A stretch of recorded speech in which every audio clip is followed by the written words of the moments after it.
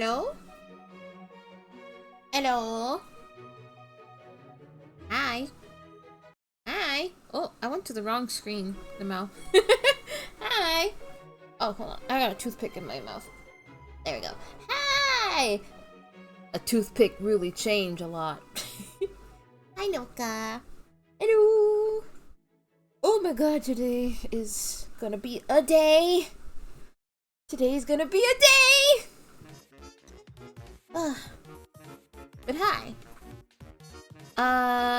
Today is gonna be a day, and I got worried that I might see certain things ahead of time that I don't want to see concerning a certain show that I'm really excited to watch. So I'm gonna be playing video games to keep myself distracted and away from the internet so I don't get spoiled anything. But I probably won't be playing too long because I also don't want to be late, you know? What the fuck was that noise I just made? I was trying to click my tongue to do finger cuts, and it just went like a... Hold on. There we go. Yeah, I'm also gonna continue where we left off with investigations to pass the time, before I have to go watch something tonight with some friends. Yeah, without further ado, let me freaking just get into it. Let me get into the game. Freaking, I move over here. I move this over here. I'm in the last part of the game. Not exactly. I'm in the last part of the case. There's still one whole episode left. And I've heard horror stories about it, so I'm excited, question mark, to reach it. Horror stories in the sense that it's really, really long. Like, really long. Even by Ace Attorney standards. Even by modern Ace Attorney standards, I mean. So, I'm excited, question mark. I'm a little nervous to reach it. But without further ado, let's get into it. Also, if you hear, like, trees or noise in the background, I just have my windows open because it's kind of hot, but not hot enough for me to want to turn on my AC. So, yeah.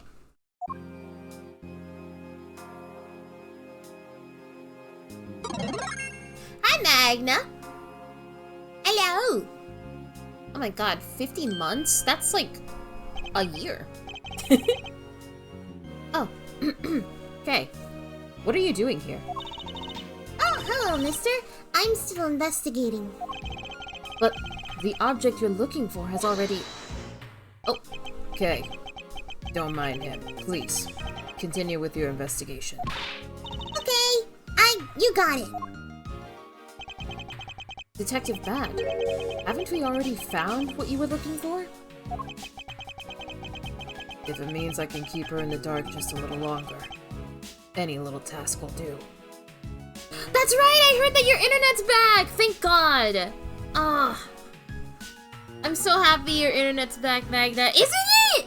Oh my god, the art in this game is like such a huge improvement. I still can't get over like the jump from the pixels to this. Holy moly. Aw, you're more sympathetic than I thought.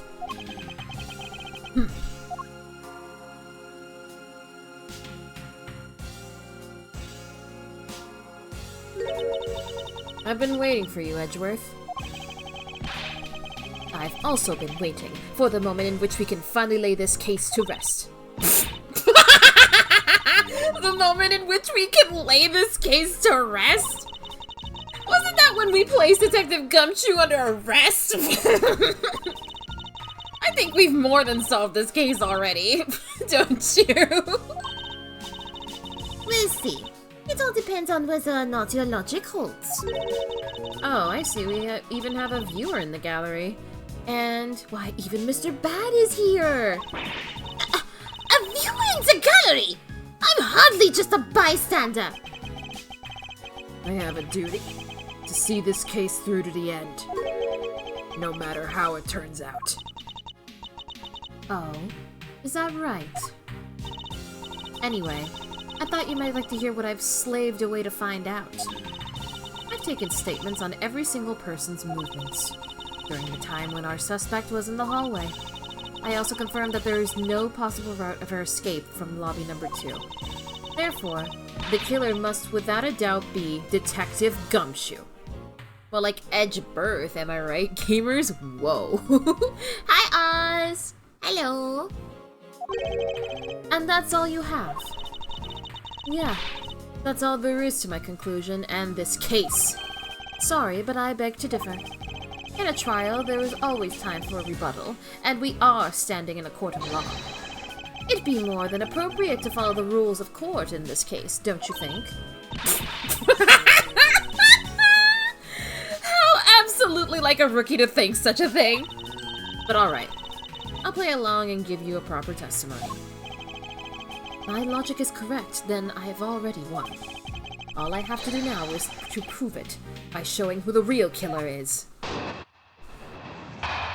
Wait, is he thinking what I think he's thinking? Everyone sans the suspect has an alibi for when the gun went off. Doo-doo-doo-doo. Furthermore, the areas around the crime scene have all been thoroughly investigated, right? I also confirmed there is no possible escape route from lobby number 2. She's laughing to herself because she mentioned Sans. Which leaves us with one shakable conclusion: that Detective Gumshoe is the killer.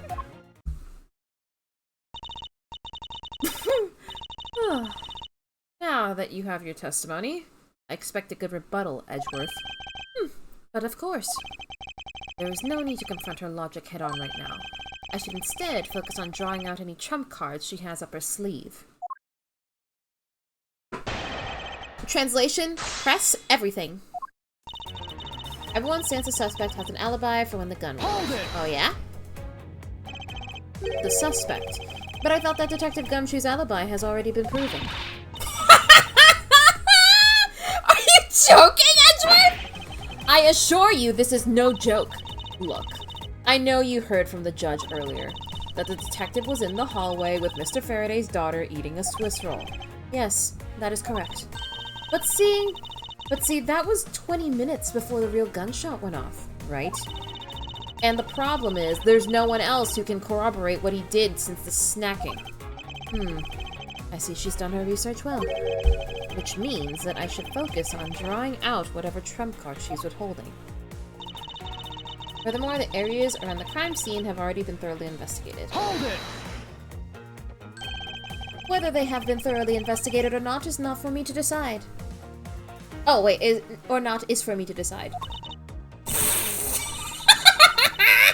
The scrunched eyebrows and lines on your forehead are back! Anyway, even if you believe it hasn't been exhaustive, the crime scene, lobby number 2, has no way out other than the hallway Detective Gumshoe was standing in. And because he claimed to be there, that makes him the only possible suspect. But isn't it also possible that someone escaped through a window and into the garden?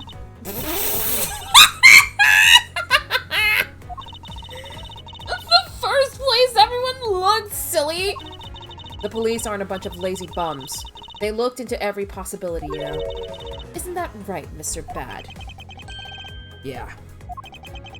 There wasn't a scrap of evidence to suggest someone used one of the windows. There also weren't any footprints or anything in the courtyard garden. I suppose they really did check everything that could be relevant to the case. I also confirmed that there is no possible escape route from lobby number 2. Hold it! Are you absolutely positive that there are no possible routes of escape? Of course I'm sure. And why are you so certain? This is a courthouse, the place where criminals are brought to be judged. If there was an escape route, I'm sure every criminal would be using it to escape. It's just common sense. Miles Edgeworth, I suggest that you use a bit more of it in the future.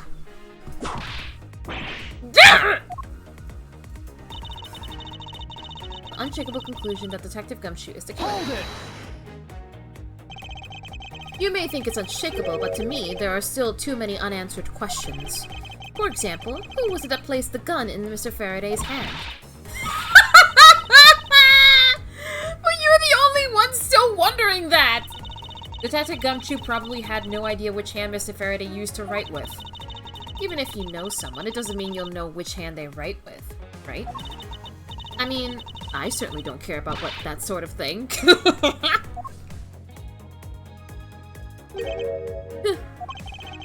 I'm not about to let her get a rise out of me with such a flippant statement. I suppose we've really reached the end now. I already have my trump card ready. All that remains is to play it. But before I do, I think I should inquire into a little something about her argument. You said earlier that you confirmed the alibis of every person other than the suspect. However, I don't recall either Franziska or myself speaking with you about the subject. Oh, but there were witnesses. For you, there is your mentor who gave you an alibi. I see. As for the little Missy... She came to the courthouse during the recess and was stopped by a security guard at the door to the hallway. She gave him quite a whipping for that, or so I heard. I'm the daughter of Manfred von Karma, and I will not be forcibly stopped by a guard, or a bailiff, or anyone else. Wait, so basically the only reason Franziska bothered to show up today was because she found out that I was to be the replacement prosecutor? By the way, Miss Hugh, what about everyone's alibi before Detective Gumshoe was assigned to guard duty? What about them? Have you looked into what people were doing during that span of time? What kind of idiot do you take me for? It doesn't matter when the killer went into lobby number 2.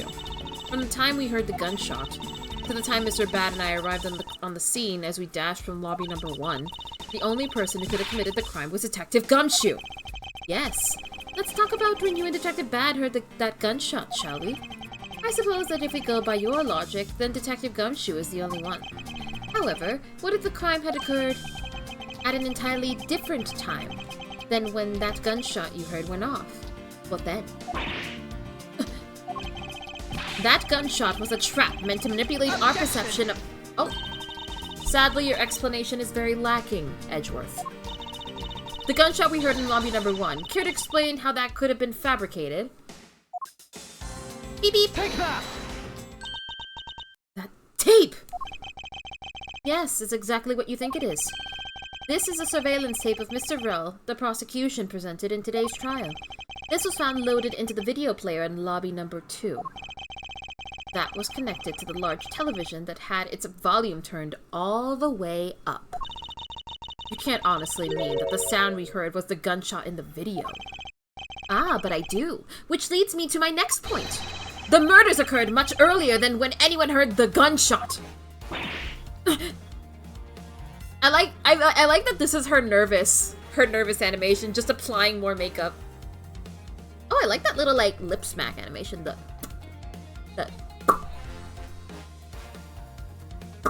That's cute. That's the only thing I can think of too. After committing double homicide, the killer took the surveillance video out from Mr. Faraday's evidence bag, turned the television's volume all the way up, and left the video to play. If played from the beginning, it would take 30 minutes for the gunshot sound to come on. And since we now know that this method of time manipulation is possible, it opens up the possibility that the killer is someone other than Detective Gumshoe. Objection! Ooh, her voice.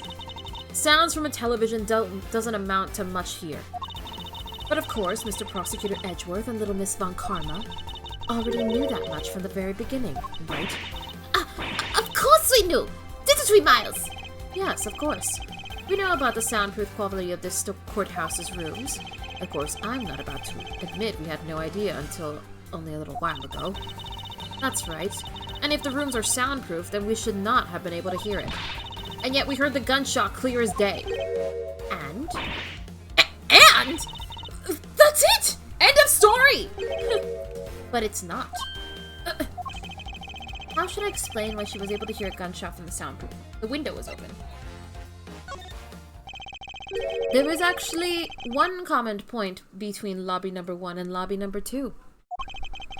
And it is that, despite the fact that both rooms have air conditioners installed, A window was open in each! Now, we know that the window in lobby number 2 was opened by the killer. However, a window in lobby number 1 was also open. Objection!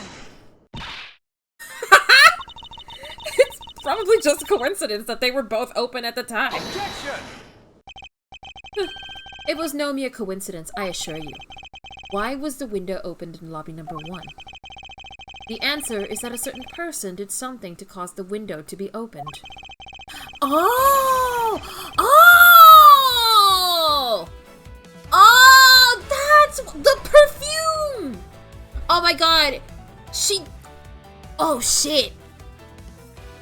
And the person who triggered that action, that person is the real guilty party.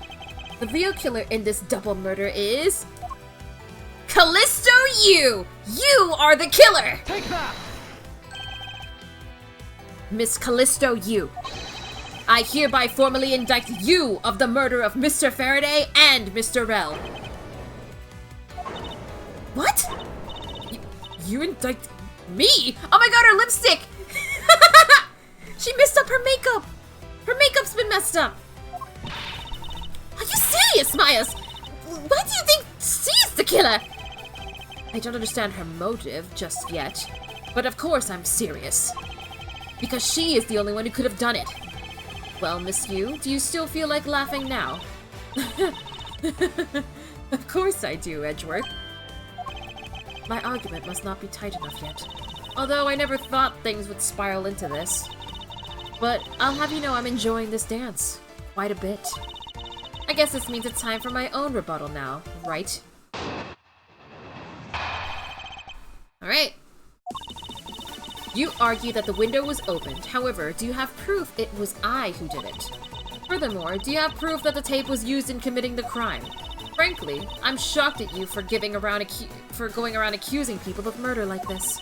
Especially with logic as full as holes as yours. This is where it really starts. I mustn't let my guard down for even a second, or the truth will blow away. Now is the time to put the patented Von Karma perfect proof to the test. Do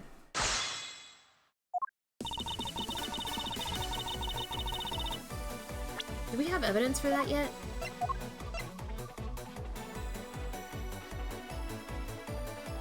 I don't think... We know that she probably spilled this perfume to make the room stinky so that they would have to open the window. But knowing this game, that's not going to be enough evidence. So I'm going to press everything again to see if maybe we get extra testimony. And maybe that will work for the perfume. Because I'm pretty sure we have to use the perfume. I think the perfume is the go. But not yet. Hold it! Evidence. All I'd need to do is have some prints analyzed and we know straight away.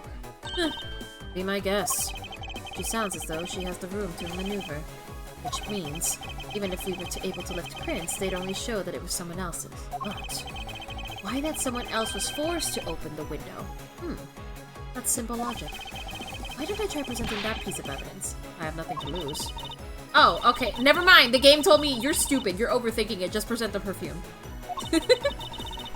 More importantly, are you going to be okay not running a fingerprint analysis?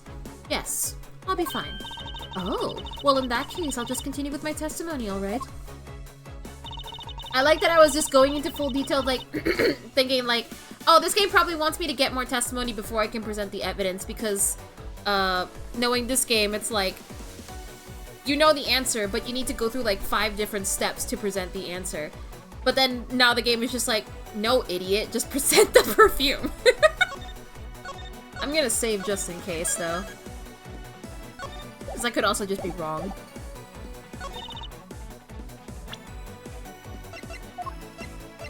Objection!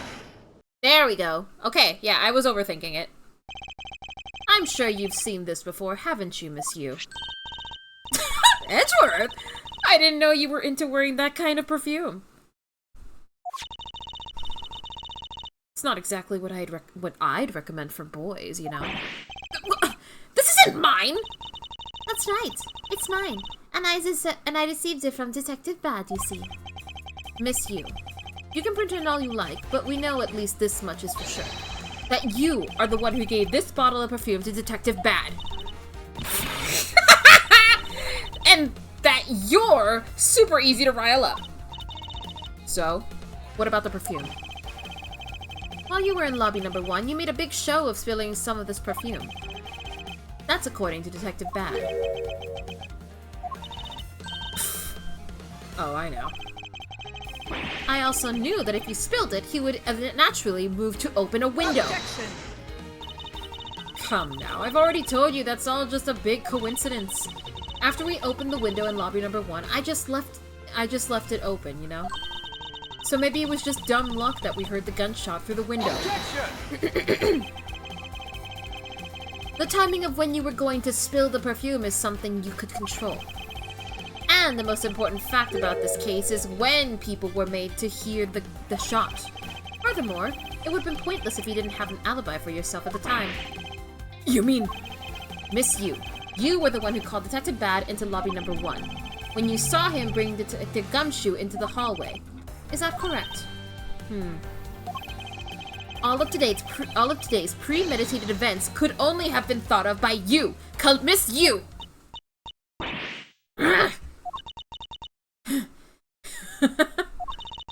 You accuse me of murder on the fact that I spilled a little perfume.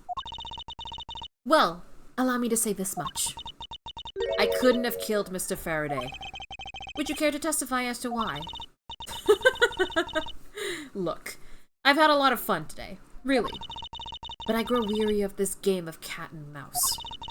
Let's make this the last testimony and wrap up this absurd case once and for all. Ooh, here we go. Accusing someone of murder over a spilled bottle of perfume is a bit over the top. But I suppose forgery of evidence is to be expected of a disciple of Von Karma. In any case, it simply could not have been me who killed Mr. Faraday. After all, I don't even know where the knife was used to I don't even know where the knife that was used to kill him came from. Miles, the testimony is flawless. Yes, but no matter what sort of trick she may try to pull, she won't escape me.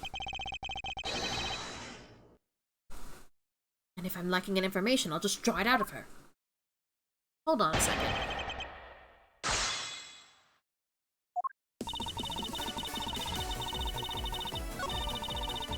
Hold on. I need to read that last bit again. After all, I don't even know where the knife that was used to kill him came from.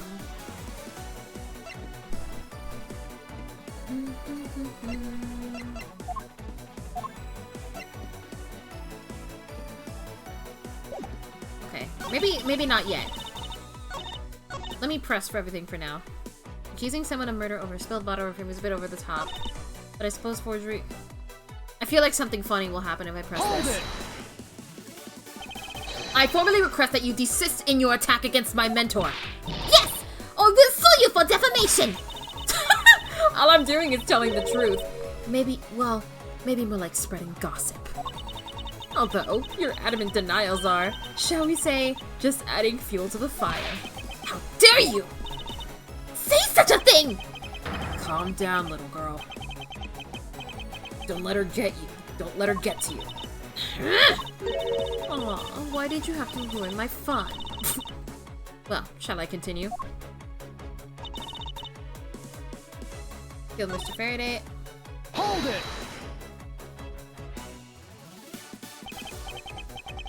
At this rate, she will inevitably escape. But if she really was the one who killed Mr. Faraday, then she must have known about the existence of the knife. I'm sorry, Miss Yu. Maybe you weren't aware.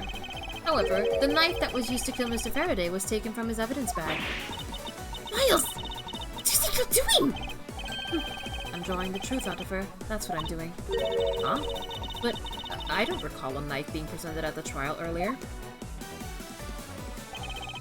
Well, I suppose that's because the evidence was something Mr. Faraday had yet to use. Ah, so that's what you're trying to do. Look, why don't you cut it out with the lies? I've already figured you out. There was no knife inside Mr. Faraday's evidence bag. The only evidence we had yet to present was the key the Yatagarasu had sent. And unless a key can magically turn into a knife, you really don't have a leg to stand on. Did you really think you could trap me? Come now, be honest. I never intended to do such a thing. It was all a misunderstanding on my part. In any case, I wonder if you might append what you just said to your testimony. Sure, why not? I'll even say it as many times as you'd like. There was a key in his evidence bag, but you can't kill anyone with a simple key. So, there's this key that turns into a knife.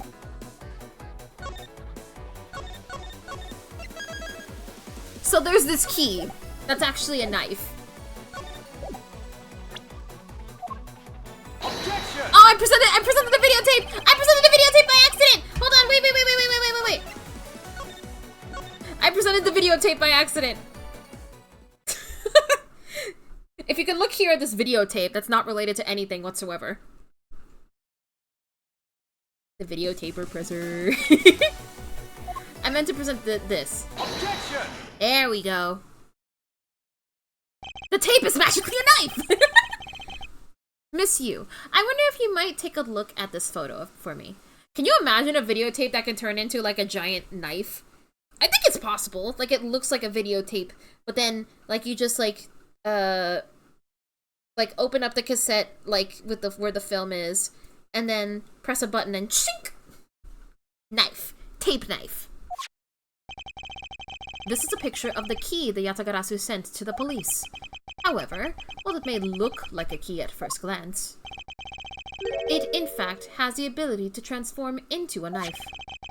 Which means that what was inside Mr. Faraday's bag was both the Yatagarasu's key and the murderous knife! You knew that the key was inside Mr. Faraday's bag, did you not? Yes. Well, with the Yatagarasu's key alone, it's more than possible to kill Mr. Faraday. Do you understand now? Just knowing of the existence of the Yatagarasu's key. Oh, she's cleaning her face.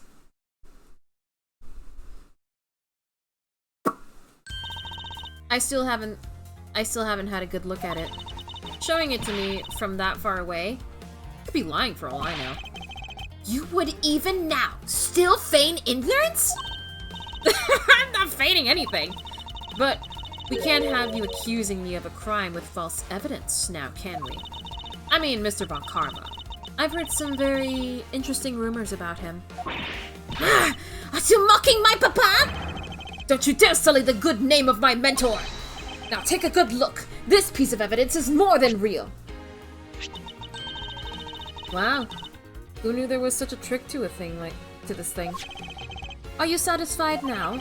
Edgeworth, why did you willingly hand over a murder weapon to someone that's being accused of murder? This is the same level of stupidity as Phoenix presenting decisive evidence against Von Karma to Von Karma. And then proceeding to get tasered and having evidence stolen. But of course you knew from the very beginning, didn't you? You knew that the knife and the Yatagarasu's key are one and the same. Otherwise, someone like you, who isn't a member of law enforcement, and who would never have been privy to this trick, would have never known about it to begin with. Furthermore, the something that the Yatagarasu sent to the police, how did you have knowledge as to what it was? Actually, I heard about it from Mr. Faraday. Just before he dragged Mr. Roloff, he told me. Oh, that's right, I almost forgot. He also told me about the key turning into a knife at the time. But he didn't tell me about how the key actually transforms. Objection! Liar. What you are saying is simply not possible. Oh, and why not? Because Mr. Faraday himself didn't know about the hidden knife within the key. But within these pages, he mentions nothing about a knife. Objection! I'm not sure he would have written everything in his organizer, you know. Wouldn't something of this importance be better left to oral communication? Objection! Unfortunately, that is also impossible. Because Detective Bad didn't know about the knife aspect either! What would have been highly classified information even within the police force, and is something that even the lead detective on the case didn't know. Why would Mr. Faraday have felt the need to share such information with the opposition? Yeah, guess he wouldn't have much of a reason to. Looks like I gave a pretty lame excuse, huh? How can you laugh at a time like this? She probably just realized the flaw in her logic and is actually in a panic over it. But that's not something we need to concern ourselves with. I suppose you're right. Miss you. I'd like to state that I also know how you know the real nature of the knife.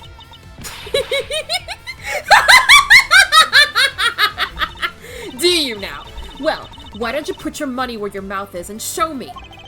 Oh, I will, and I'll wipe that smile off your face by the time we're through. This is it, the moment of truth, the secret behind the Yatagarasu's key. Only one person would have knowledge of it from the get-go. Who would know from the start that the Yatagarasu's key could change into a knife? The Yatagarasu? Wait, what? No way. No way.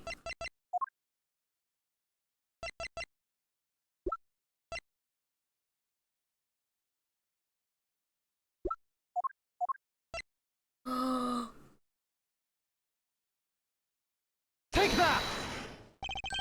There is only one person who would have known about the dual nature of the key. And that is? And that is the person who sent the Yatagarasu's key to the police. That is to say, the Yatagarasu herself!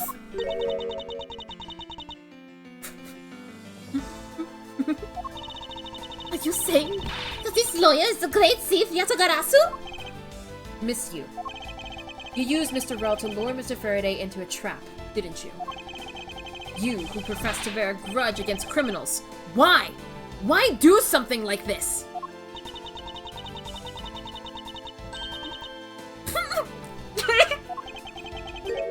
Huh?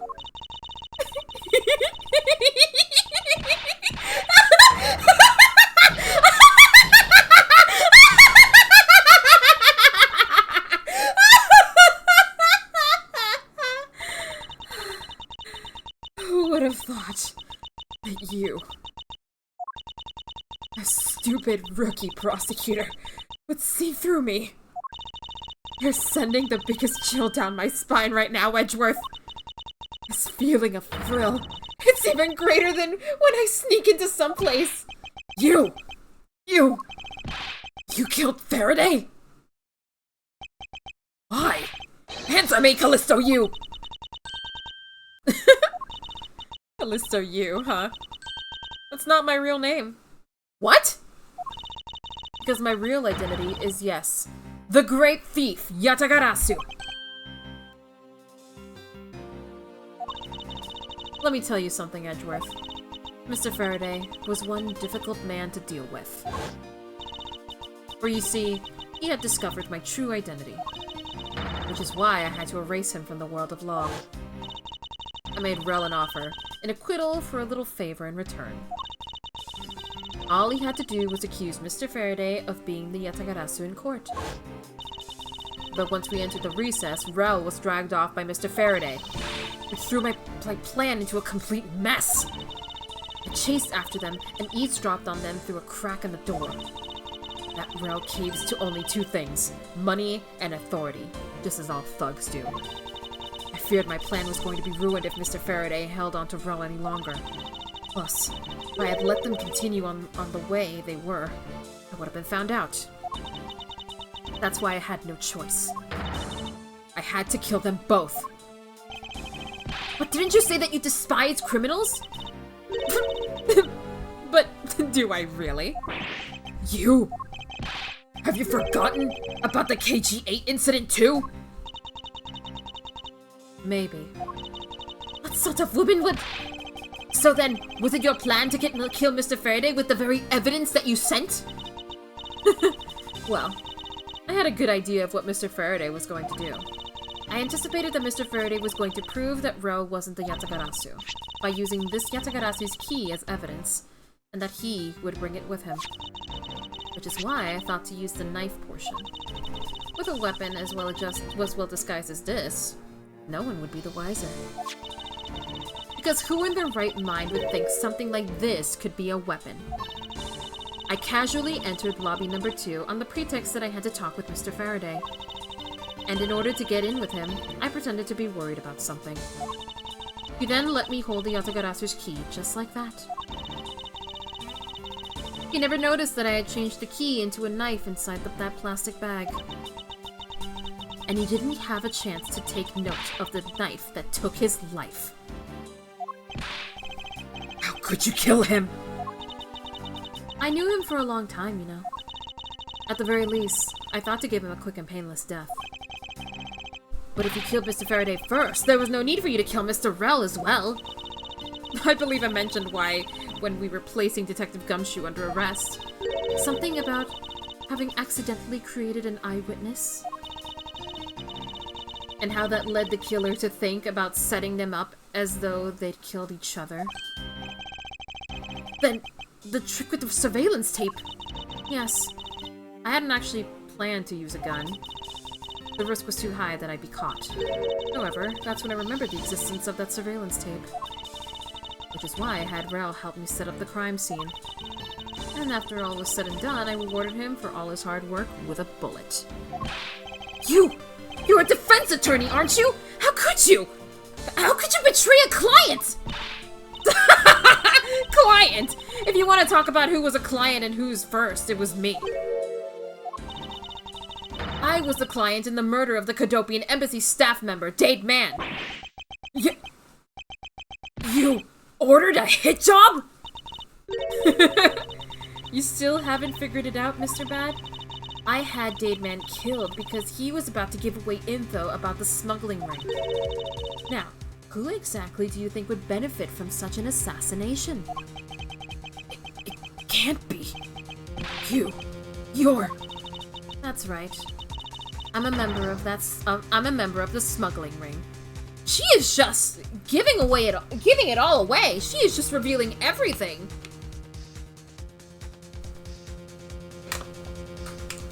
Ugh. Usually when people do this, that means they have an escape plan planned out. How could this... You don't mean you're working with Manny Kochin too, do you?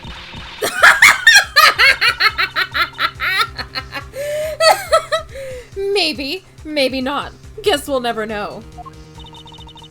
The Yatagarasu claims to be noble, but you're just another cold-blooded murderer! That's right, little girl. The Yatagarasu is just another killer. Be quiet, you! Yatagarasu! You can run from the law, but you'll never escape it. You just humbly accept the judgment of this court. Hey, Edgeworth. Did you know the Yatagarasu has 3 legs? Do you know why that is? No? Well, let me tell you. It means that the Yatagarasu has more than one razor-sharp way to do her work! Oh, fuck! Don't- She has a gun! You really are too naive, Edgeworth. You even handed the Yatagarasu's key right to me without a second thought. See, this is what I mean. You don't just hand people that are murder suspects the murder weapon! Everything may not have gone according to plan, but I'll still gladly take it. Ugh. You mean the key was your real target? And even after I gave you such great advice, didn't I tell you to always keep a good eye on a criminal? Or you may regret what comes of your negligence? You two, get down! Oh, cute. My body, I can't move. Hey, mister! To your right! Oh! You!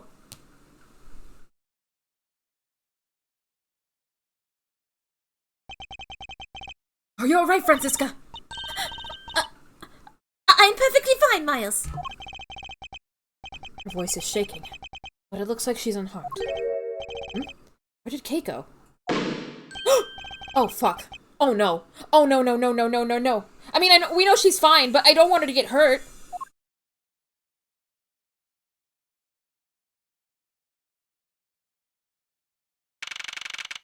Like, we know she's fine because we meet her in the future when she's all, like a little older, but I don't want her to be hurt.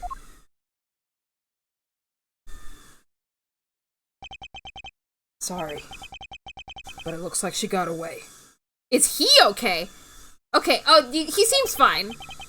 Okay, he seems fine. I called the precinct. They should have a perimeter set up soon. Detective Bad! Are you alright? I heard a gunshot!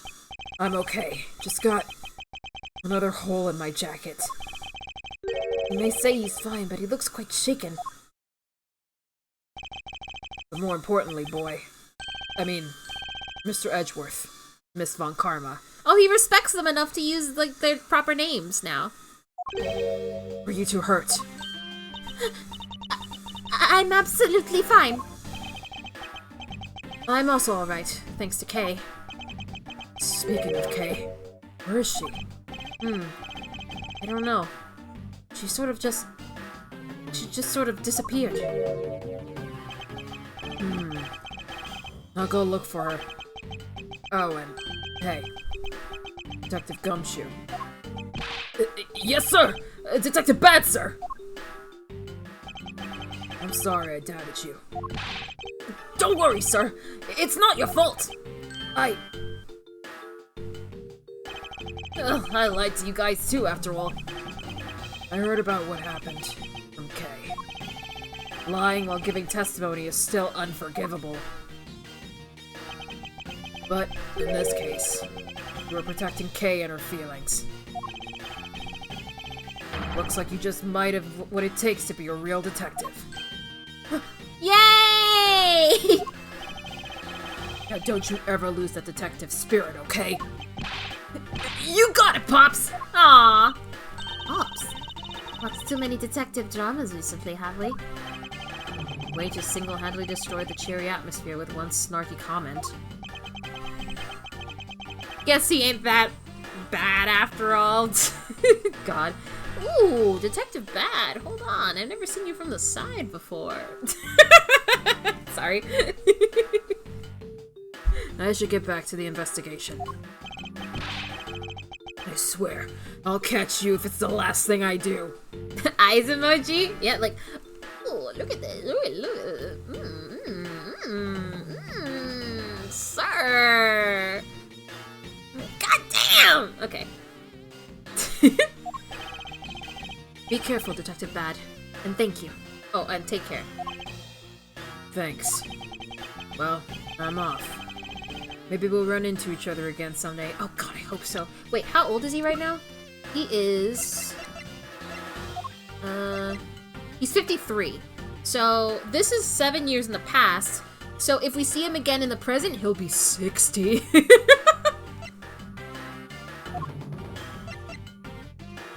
Ole mole.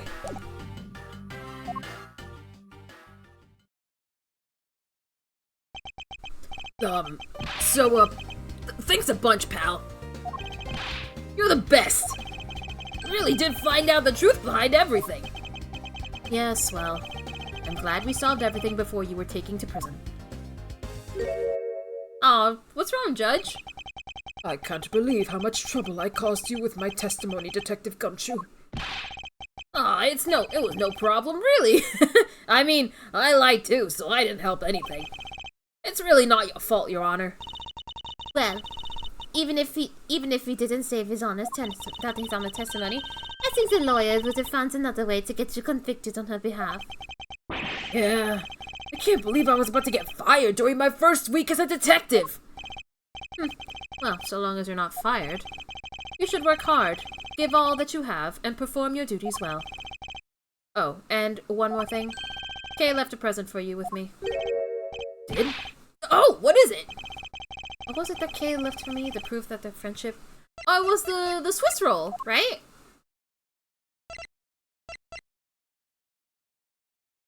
It was the Swiss roll. Take that! It's a courthouse special Swiss roll! Can I really have it? Yes, it's a present meant for you, after all. Thanks a bunch! You have no idea how happy this makes me, pal! Nah. I'm gonna eat this right now! Sure, go ahead. The Swiss rolls Detective Gumshoe and Kay bought together. while the one Kay saved never reached her father, it would appear that her sentiments have touched the hearts of this detective. Oh my god, and Detective didn't and Gumshoe didn't remember her when they reunited in the future. Oh man, that's emo. Well, hopefully now he'll remember and be like, Kay, best friend, buddy. Yeah, I remembered that he didn't recognize her. I mean, neither did Edgeworth. And to be fair, Kay looks very different compared to when she was a little baby thing. They didn't remember her, but she remembers them. Hopefully by now, I think Edgeworth and hopefully Gumshoe remember her. He's so happy, it's as though he's having a welcome back celebration on his own. Fucked up that she took the mantle of the thief that killed her dad. Holy fuck, yeah, that just sunk in. I thought maybe Faraday actually really was a Yatagarasu because, like, I think Kay mentioned that it was like she took the mantle from her dad, I think she said? Maybe? But it wasn't her dad. That's fucked. Oh god. Why would she do that, though? Unless she doesn't know. Whoop! That was good, pal! Can't believe I got to eat 2 of these delicious things in one day! It's like I'm in Swiss roll paradise or something. I gotta thank Kay myself. Wait, where is she? You only noticed just now? Was his mind not present when we discussed her earlier? Detective Bad left to go search for her earlier. Maybe you should go join him. Yeah, you betcha, pal. I'm gonna go help him. Oh, but first, you know what, pal? Actually, I guess I shouldn't be so rude to you anymore, huh?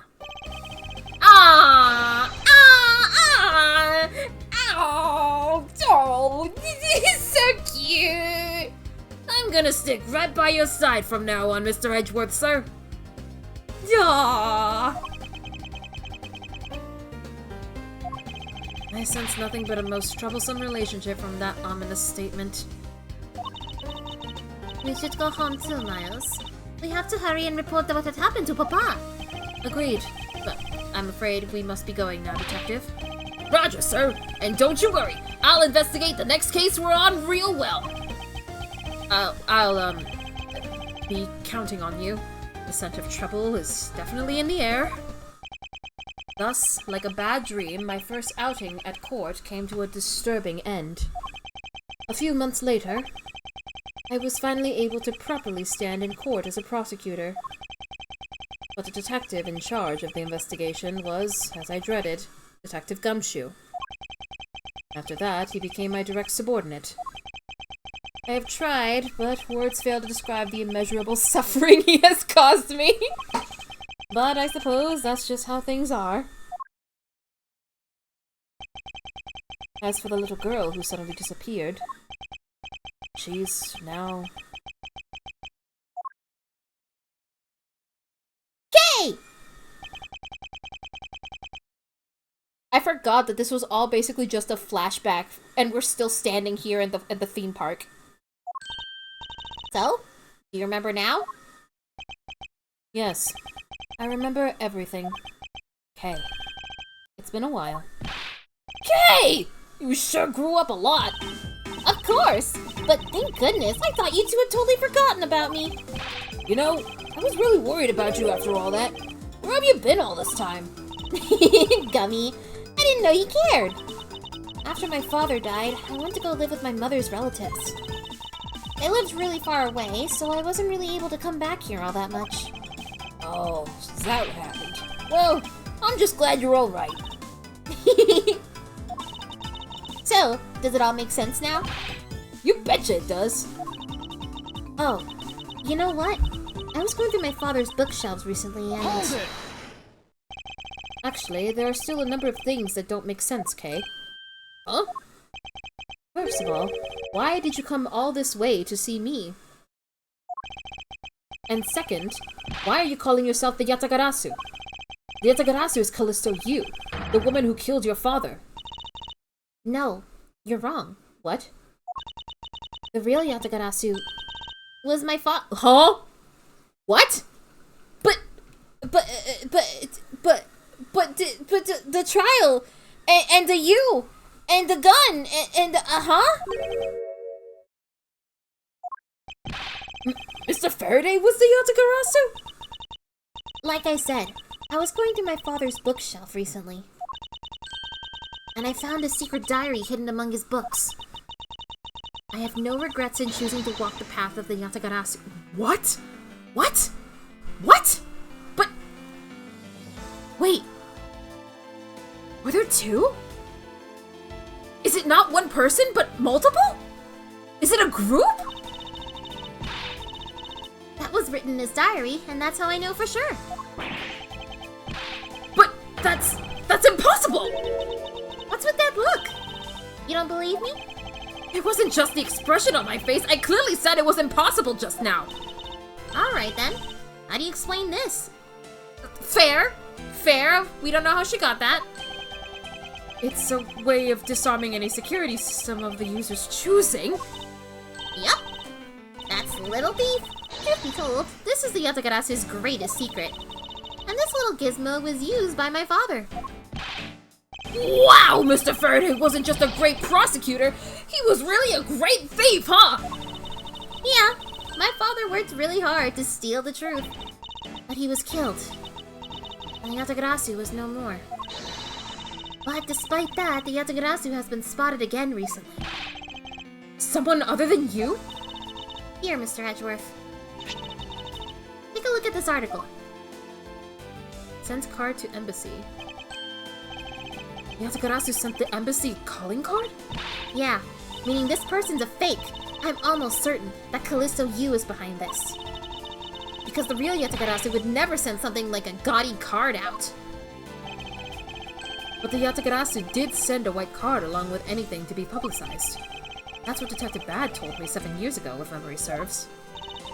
Well, as soon as I heard the news, I got all wound up and I knew I couldn't just let it go. So I searched you out, so that I could obtain the truth behind the Yatagarasu. Because if anyone can help me find it, I figured it's you, Mr. Edgeworth. So, you're saying that I have your father's and Mrs. Yu identities backwards? Yes, because the real Yatagarasu is noble to the end. And I want to revive the real noble Yatagarasu. If I don't, my father will never be able to rest in peace. Hey. You're so honorable. I don't care what anyone else thinks. I'll always be here to cheer you on, pal. No. Even if you are honorable, a thief is a thief. And if you are plotting to commit a crime, then I'm afraid I can't be complicit. Mr. Edgeworth. Oh, you guys are not making it easy for me. Who am I supposed to support now? Mr. Edgeworth, what I want from you is not to steal something. What I want is to arrest of that evil woman. That evil woman? You mean Callisto Yu? I think it's too hard for me to catch her all by myself. But I thought that since you were able to expose her for who she is, then maybe... Please, Mr. Edgeworth, won't you help me? Come to think of it, I do believe I owe you. Huh? Owe me for what? When Miss Yu made her escape, it was you who saved my life. Furthermore, you helped me with the investigation today. I'm not so rude as to leave favors unrepaid. Then you mean... Yes. That case has been weighing down my soul ever since that fateful day.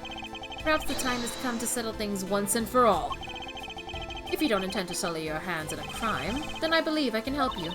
Mr. Edgeworth, thank you! Yay, Mr. Edgeworth, sir! Isn't that great, Kay? Yeah, it sure is, Gummy. Even though I had completely forgotten about her until just now. What is with their chummy relationship? Hey man, you build a friendship with a good Swiss roll. The great thief Yatagarasu. After all that time, the true identity of the thief sank back into the darkness. Vern Faraday, Callisto Yu, and Kay Faraday. The phantasmagorical changing identity of the great thief Yatagarasu. And the Yatagarasu's real goal. it would all come to light the day after I made that promise to Kay. Yay! Oh my god! We're reaching the last episode of this game! This is it. The final episode. Oh, like I said earlier, I've heard horror stories about this case. So, I have water with me, and I'm prepared to read a lot.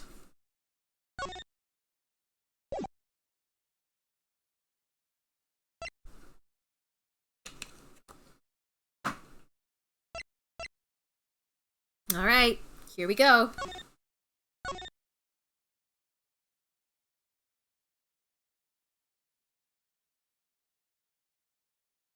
Let's see that opening scene.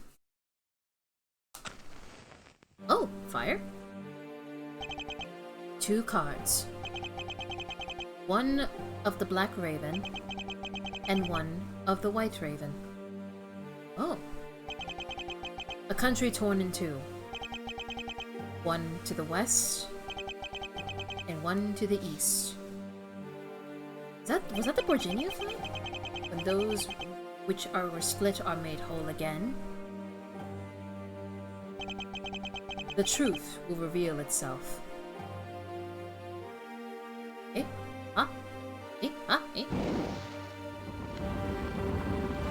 Huh? Fire? Fire? It's Yatakarasu! The Yatakarasu's here! Oh fuck. Cool. Holy fuck! You accursed Yatakarasu! Kay! You!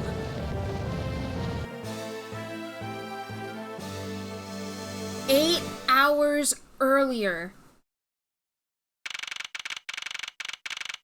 Oh my god, look at him sit and drink his little teacup. It's so nice. Almost dreamlike to finally have the chance to relax and sip some tea.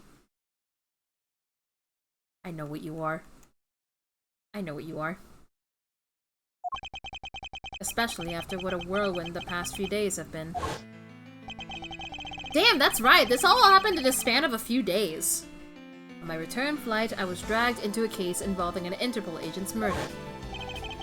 The next day, I investigated a kidnapping and a murder at the Gatewaterland theme park. Later that night, a detective's dead body welcomed me back to my office, along with a thief who was out to pilfer files related to a case from 10 years ago. How did I manage to find myself in the middle of so many cases back to back? Well, at least I have today. All I ask is that I be allowed to spend it quietly. Enter Gumshoe. Mr. Edgeworth! Oh, Mr. Edgeworth! This is big! Big, I tell you! Hey, what's wrong with you? Where's your enthusiasm? And suddenly, the phrase, the fragility of dreams, comes to mind. What are you talking about, fragile dreams? Come on, let's go! The fake Yatakarasu isn't going to just find herself, you know! Well, if you must know, it's possible that I was paid a visit last night by your fake. Say what? Unfortunately for us, the thief managed to escape. But even now, we're still looking for this criminal. However, I must warn you that we've only had a few hours to search so far. So, I must insist that you be patient on this one, Kay. What's with you today? Are you sure you aren't sleep-talking to me right now? Anyway, I got something much more important that I want you to see. Oh, and that is? Take a look at this! On March 14th, I will be there to steal your dirtiest secret. That's quite a bold declaration to send to an embassy. I suppose it was inevitable that a newspaper would catch wind of this. The date of the card mentions is today! Today, huh? Come on, we've gotta hurry! The embassy waits! I suppose it is quite an urgent matter. However, do you know which country's embassy we should be investigating? Well, it's some really special country, and I'm actually really fuzzy on the details. But never mind that! Where's all your energy? Why are you so lackadaisical today? I'm not, Kay. You're just too wound up. Well, then you should get too wound up too!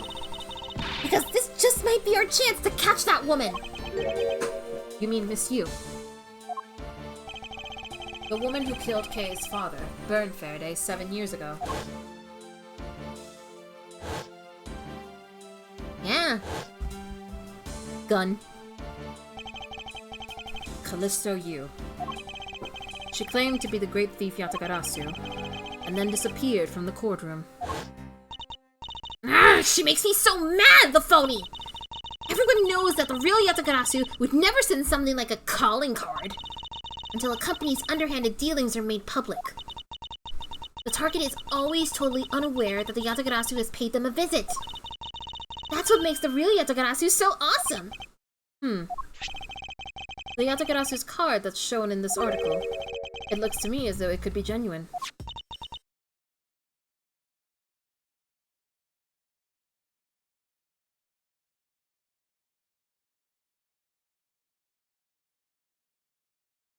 Very well, seeing as how Miss Yu is also someone of a special nature to me. Stream vanish? What? Eh? And it's back? Oh, okay. Oh. Did I dip for a second? My stats seem okay. Okay, well, if we're back, then it's fine. I'm not gonna worry about it too much. I had the DC screen for a second? What the fuck? Damn it. But I think we're good now. I agree there is some merit to be found in investigating this. I knew you'd come around. Oh, there they go. So we're going to an embassy. Theatrum Neutralis. By the light of this night's glorious moon. Oh, the two samurai! They have a baby? Ready to embark on our nightly outing. And this is where our tale begins! Never thought I'd see the Steel Samurai again.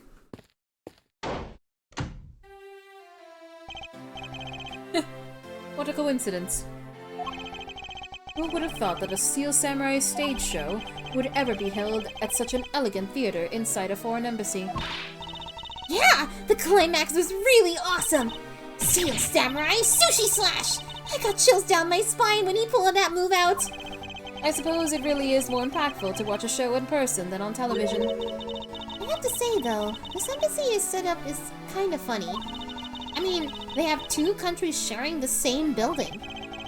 Well, as you said yourself, this place and the countries it houses are very special. Even this theater is special in that it is a neutral zone shared by the two countries. What the fuck? So, let me get this straight. The Steel Samurai show just now is being sponsored by one of the two countries. That one's called the Kingdom of Alabast, right? The Kingdom of Alabast, okay. Yes, it would appear that the Steel Samurai is very popular in that country as well. Seems that way. This is a cool looking flag, I won't lie. But you know who I'm really into? The Jammin' Ninja. You mean the one that died? The Republic of Babal is sponsoring a Jammin' Ninja stage show. Oh my god. It's Ace Attorney 2 all over again. That's something for fangirls like me. We totally gotta see that. We totally gotta see that too, Mr. Edgeworth. Jammin' Ninja's show is gonna kick the Steel Samurai show's rear end. You know, ever since I first met this girl, I've always had this inkling that what she really wants to be is not a thief, but rather a ninja. Noka as a baby. So, anyway, about today's event. What's it called again? The Kingdom of Alabast versus the Republic of Babal Goodwill Jubilee. The small European countries of the Kingdom of Alabast and the Republic of Babal, these two countries used to be a single entity that was abundant with nature, and it was called the Principality of Cadopia. Huh. Even the flags are like split. That's a pretty flag. Is everything alright, Mr. Edgeworth? Yes, I'm alright. Moving on. After a period of civil unrest, the country split in two, though signs of their past remain. For example, their flags preserve the flower and butterfly motifs to this day. Do we still have that knife? Fuck! I forgot that I remembered the knife that turns into a key. It has both the flower and the butterfly motif.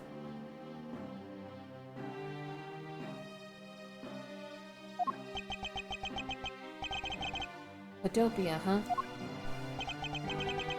The KG-8 incident, and what was referred to as the second KG-8 incident, in which an embassy staff member was murdered. Both of these cases were related to the Principality of Codopia. In the 7 years that have passed, the country may have split into two. However, the Yatagarasu still sent a calling card here. What could it all mean?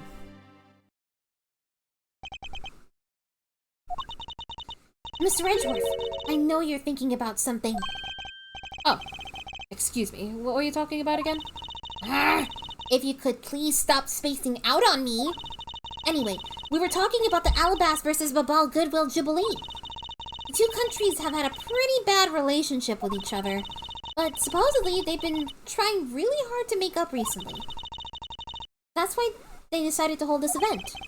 If that's the case, then why the verses? Also, both countries claim to own the real Primiduk statue, a national treasure to both. They're planning to have them publicly evaluated today to see which one's the real deal. Okay, need I remind you to take care and not succumb to your thieving desires? Well, when it comes to treasure, I can't help myself. You know that. You'd better be saying that in jest. Hey! I can read your body language, you know, and you've got it all wrong. Look, I'm here to do some investigating. Investigating, I tell you! I know. And although we don't know if the Yatagarasu will really make an appearance, I suppose we should still spend some time examining this place. So many people here. Oh my god, what are you doing here? Where in tarnation are they? Come on, Big Scoop! Hey, mister! Out of the way! Yeah, I'm talking to you! I seem to remember this woman from somewhere. Yet my instincts are directing me not to engage in conversation with her. Perhaps it would be best if I left her alone. Dang, Edgeworth, your memory is really bad! Oh, Global Studios! These flowers were sent by Global Studios. Global Studios? That's where they filmed the Steel Samurai television show. They have been producing hit after hit recently, so the studio is being remodeled. Oh, I read about that in the papers the other day. That mascot of theirs is also getting a facelift too. Oh wait, that mascot of theirs is also getting a facelift too, right? What's its name? It's like a monkey. You mean Mrs. Monkey? Yeah, I thought it was something like that. You really have a great memory.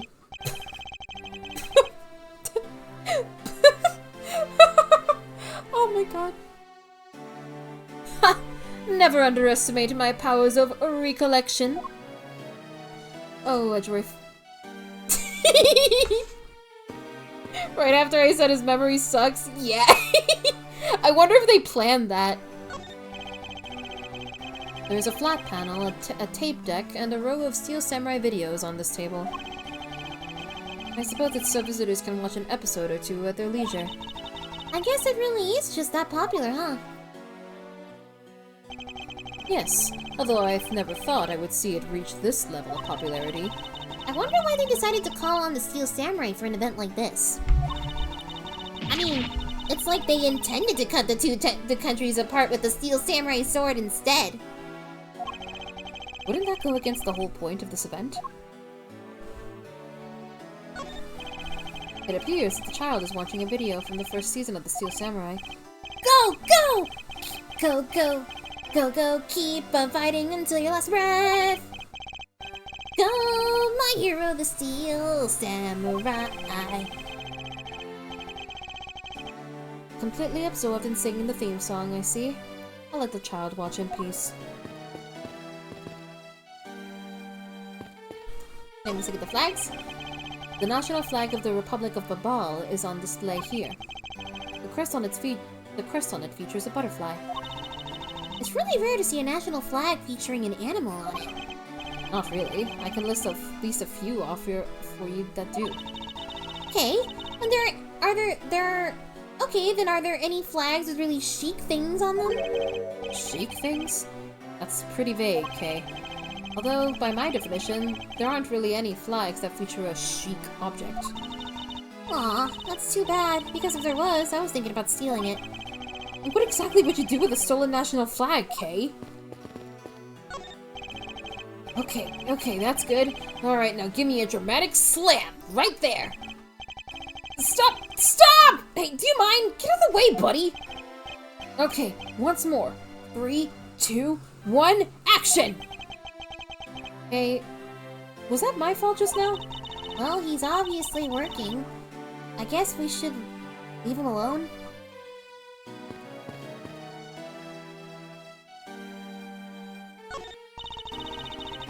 And we're here reporting live from the Theatrum Neutralis. As you can see, tonight's audience is full of enthusiasm. Let's see what this member of the audience has to say. Okay, that was good. Let's do one more run-through. Excuse me, but when you are ready to film for real, would you mind giving me a call? I sense that you didn't hear a single word I just said. Who's this guy? This is the perfect angle.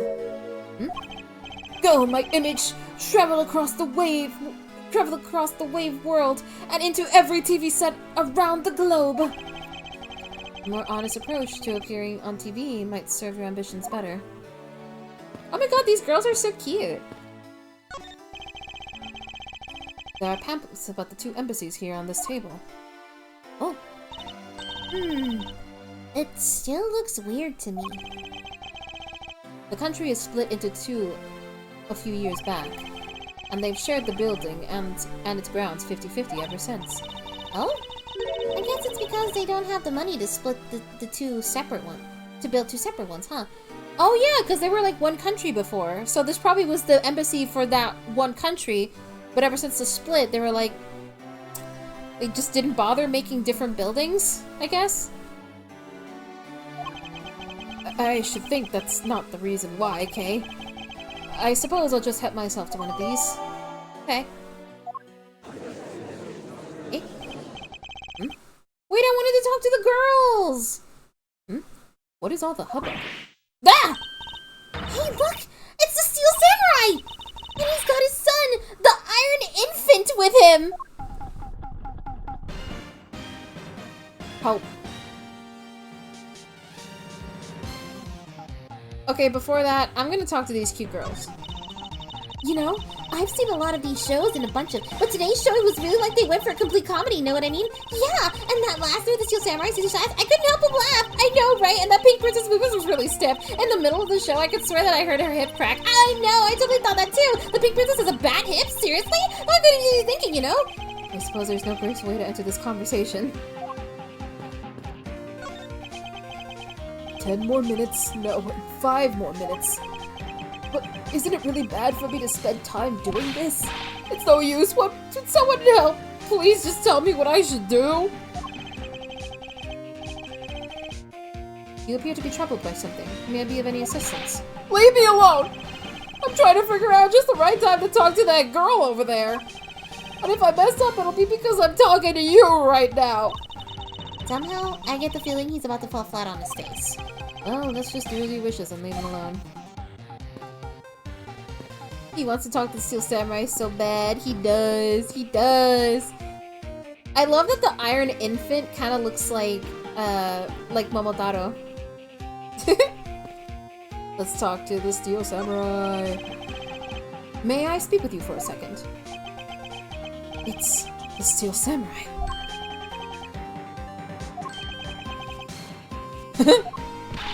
Mr. Edgeworth! What are you glaring at him for? Please, excuse me. It's just that I've never seen a superhero up close before. Huh? Aw, he got an autograph! What does it say?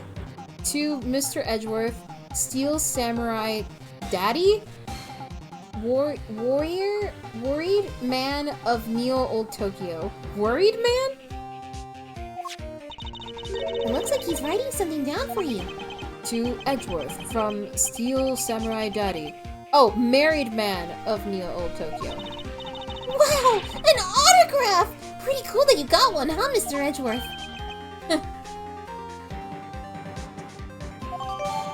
He's so happy about it! He is so happy about it. Oh my god. It's like, But like, how did the Steel Samurai know his name though? Mr. Steel Samurai, the Ambassador Alba is waiting for you. And now the Steel Samurai will proceed to enter the kingdom of Alabas to shake the hand of the ambassador. The Steel Samurai isn't only here for the two countries tonight, but rather can be thought of as a goodwill ambassador from our own country as well. There he goes, to spread goodwill to the world. Really does seem like a goodwill ambassador, doesn't he? This happens after the first game. I think this actually happens after the third game. Because it references something from the third game, too. Yeah, I think this happens after the original trilogy. Okay, we're shooting the next segment now. Cue camera. It's the Jammin' Ninja! He's dead. In just a few seconds, the Jammin' Ninja stage show is set to begin. After the show, the Jammin' Ninja will enter the Republic of Babal. He is set to meet with the ambassador of Babal at that time. Ah! The Jammin' Ninja show is about to start! We've got to get back to our seats! Regrettably, I don't have much of an interest in ninjas. Well, this show will change your mind. Come on! We have to hurry!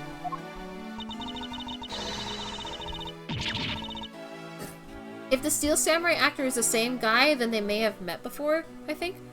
Maybe! The thing is, like, if I remember in the second game, they mentioned that he retired from being the Steel Samurai and he was like working on a kids show. Like a kids workout show, I think.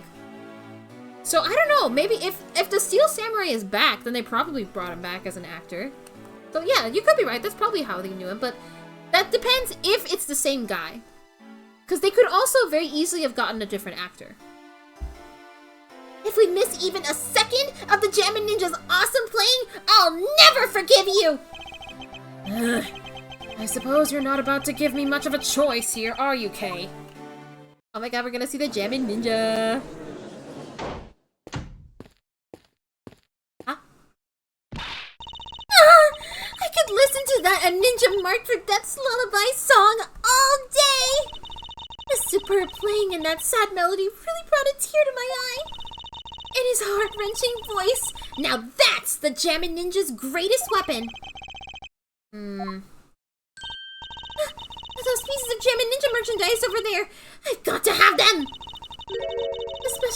I especially want the hair sticks they're selling exclusively at these shows. They're exactly like the ones the heroine Princess Misula wears in her hair. Anyway, hold it right there, Mr. Edgeworth. yes? You're thinking of going home, aren't you?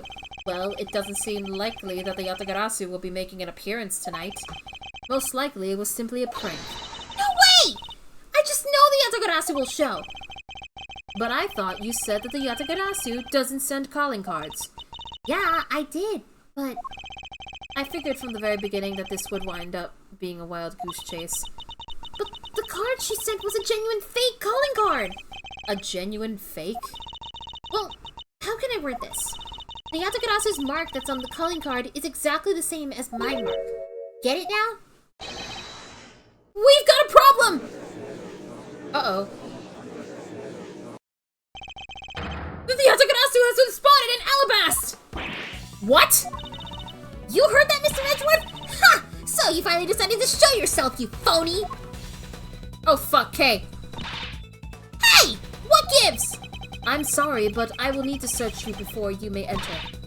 What the? Hey! The Steel Samurai just waltzed straight on through without one! Now if you don't hurry up and let me through, my phony is going to escape! Okay, a country's embassy is considered to be part of the country itself. If you don't go through the proper procedures to enter the country...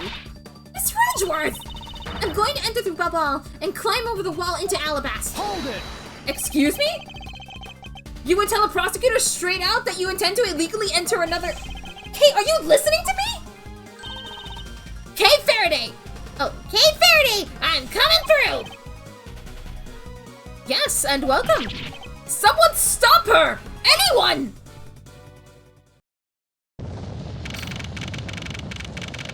Oh, and the fire.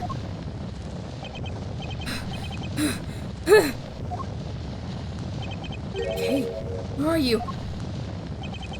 Don't tell me you really did find some way over this fence. Ah! Fire! This is too big for us to handle! Looks like the Yatagarasu came to Babal too! You accursed Yatagarasu! Kay! You had better be alright, wherever you are! Holy flick, dude. Oh, what the hell? I told you it wasn't me! Hold it!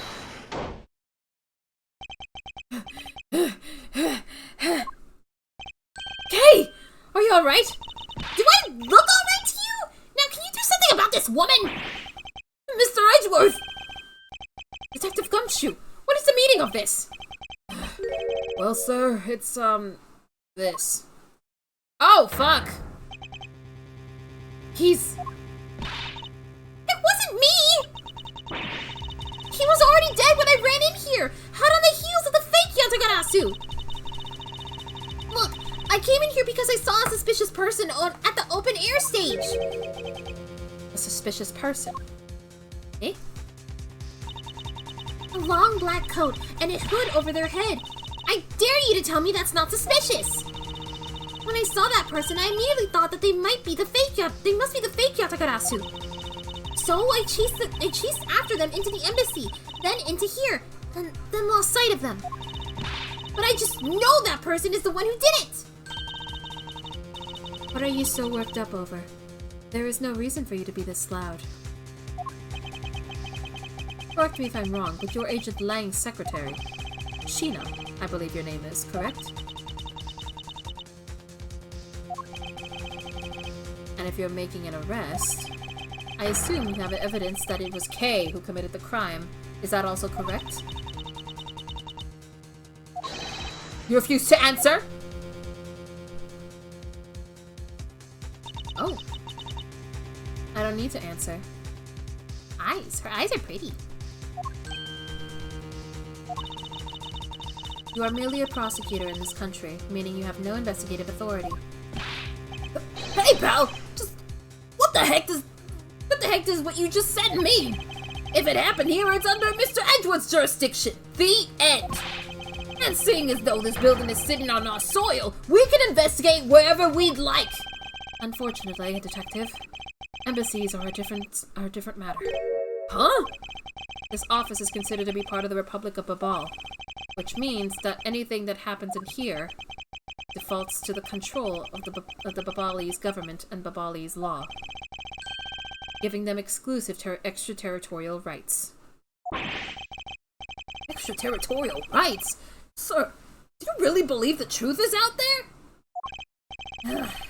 Basically, our country's laws do not apply inside the embassy of another country. That's what was agreed to by our respective governments. Our authority to investigate was effectively nullified the second we entered this place.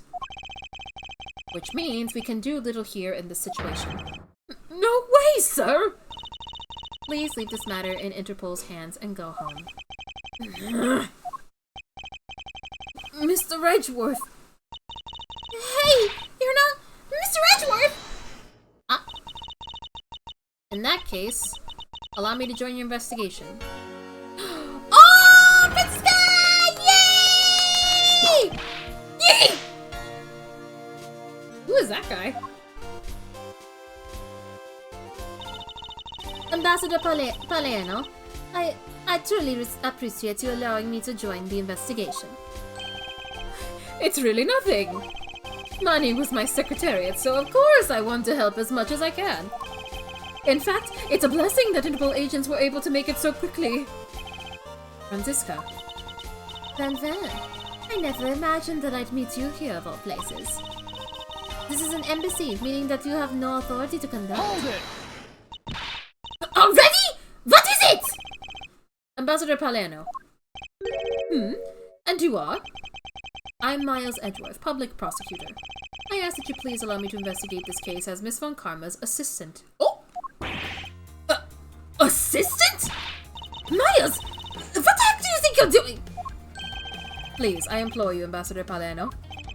Very well, I'll be counting on the two of you, Miss Von Karma and Mr. Edgeworth. What did you mean by you'll be Miss Von Karma's assistant? I don't exactly have a choice, do I, Detective? If I don't become Franziska's assistant, I can't participate in this investigation.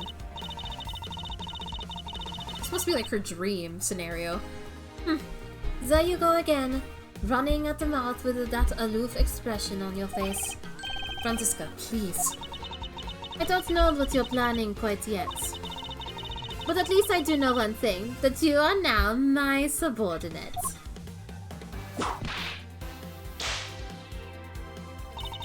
Just remember that my whip is always ready to fake you, should you have a brain lapse. Of course. I'll keep that in mind.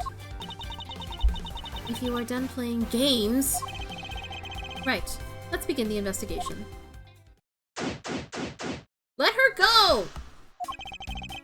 By the way, Detective, I suppose it's a bit late to be asking, but why are you here? Well, better late than never, I guess, sir. I was placed on guard duty for the Babalese embassy today. And why are our police guarding an embassy? Well, on account of the card they got from the Yatagarasu. They called us up and asked for our help, sir. Oh, and because we've been searching for the Yatagarasu these past 7 years. It was more or less a mutually beneficial arrangement, if you ask me. Except for how mutually unbeneficial this has turned out to be, I suppose. It looks like you failed to competently perform your guard duty yet again. Ah! Look forward to your next salary negotiation. Although it's out of my hands.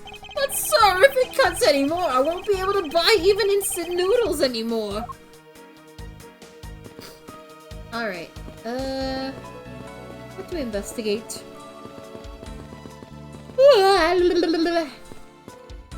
There's so much stuff here. These shelves are lined with American souvenirs and memorabilia. It's really strange, isn't it? I mean, I thought this was the Babalese embassy.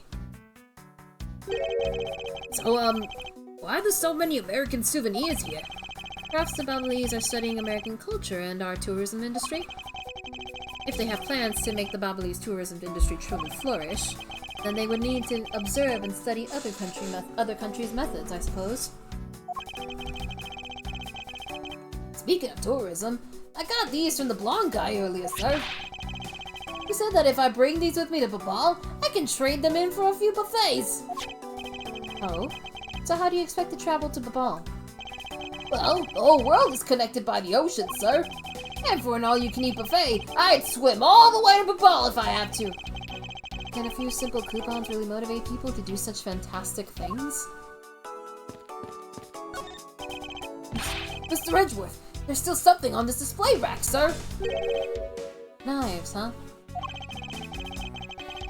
Although the blades are all that remain of them, unfortunately. I guess the handles all got burned off by the fire. Ah, so even the knives fell victim to the fire. Ambassador Palermo, are these knives yours? Why, yes, they are. They are a special set of ornamental knives featuring the national symbol of Babal. These butterfly-themed knives, along with Alabast's own set of knives, are comprised of 3 knives each. But I can't believe the Babalese ones have been reduced to this state. Ornamental knives, huh? There's a small release on the tang of this blade. Ambassador Palermo, what is this notch here for? Oh, that? It's a feature of these knives wherein you can really exchange the handle on them. So that you can change how they look to fit the situation, of course. I see. So these knives were constructed so that the handles could be easily removed. Okay. Hey, it's another butterfly! I believe it is a symbol of the Republic of Babal. Okay, logic. A drawing this big on the wall of an embassy. It definitely conveys a sense of overwhelming patriotism. Well, I've got a lot of patriotism too, sir. Hi. The reason I became a cop in the first place was because I wanted to protect our country. Oh, it's Rana from the little frog fishing game. You may want to, Detective. However, I have yet to see the fruits of your desire. You don't have to be so blunt about it, sir.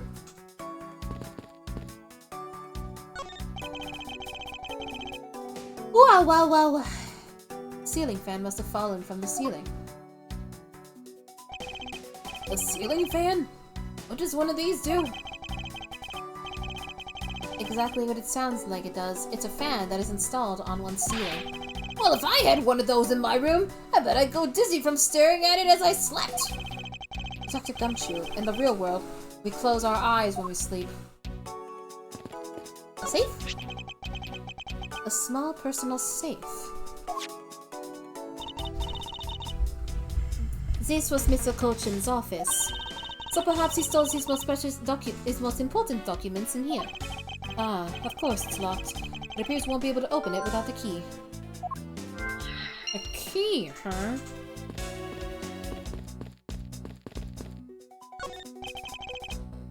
That's some fireplace.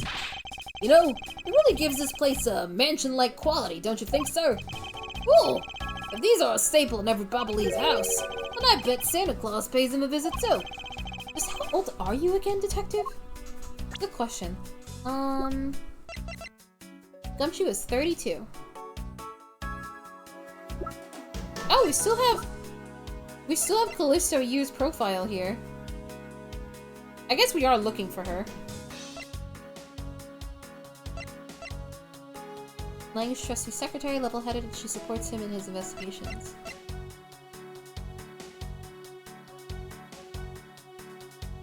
Apparently was a good man.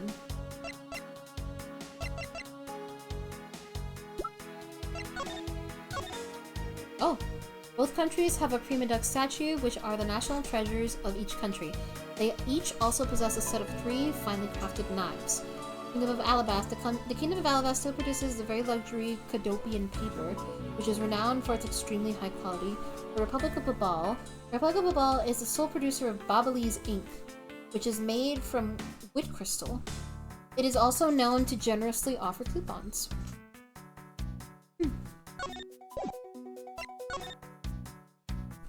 To Mr. Edgeworth, Steel Samurai Daddy, married man of Neo Old Tokyo.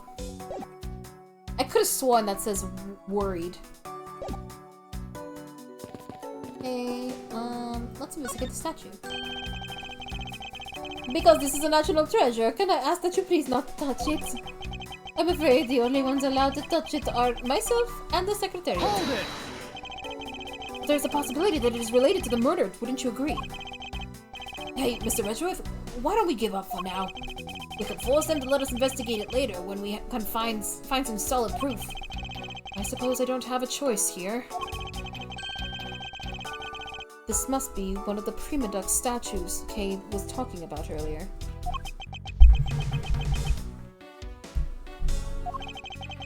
Is it just me? Or does the man look just like the Steel Samurai? They could be twins. Oh god, yeah, he's right, they do. What the fuck? Why do they look so similar? Okay, that's weird.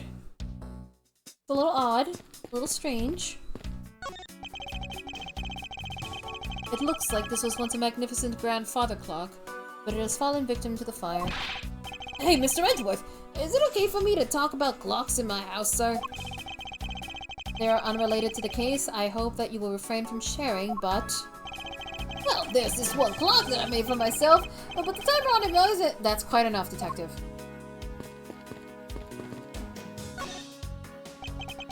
So, our victim was the secretariat of this embassy, I take it? Manny-chan. I heard that he was an admirable person. Very admirable. The cause of death is a stab to the base of his neck. He was lax in watching his back. We were fortunate that the fire missed our victim's body for the most part. If the fire had burned a bit longer, it would have made identifying him a hassle. Mr. Cochin was stabbed to death in the middle of a raging fire? What in the world happened inside this room? Interesting. Okay. Oh, key! There appears to be something in his pocket. This key! It can't be! Isn't this the Yatagarasu's key that was stolen 7 years ago? What?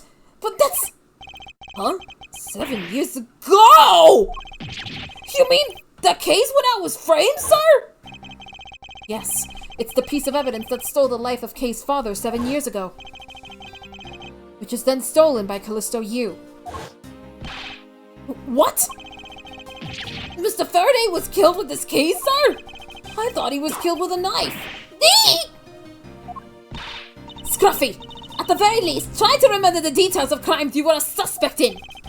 Francisca, as you will recall, Detective Gumshoe was not present when Miss Yu made her escape. Plus, even among law enforcement, only a few knew of this key's existence. I doubt that a new rookie at the time would have been privy to such knowledge. I feel like the victim right now. All trampled on, sir. I suppose I'll just have to fill you in for now. The secret of this key is... it can turn into a knife like this.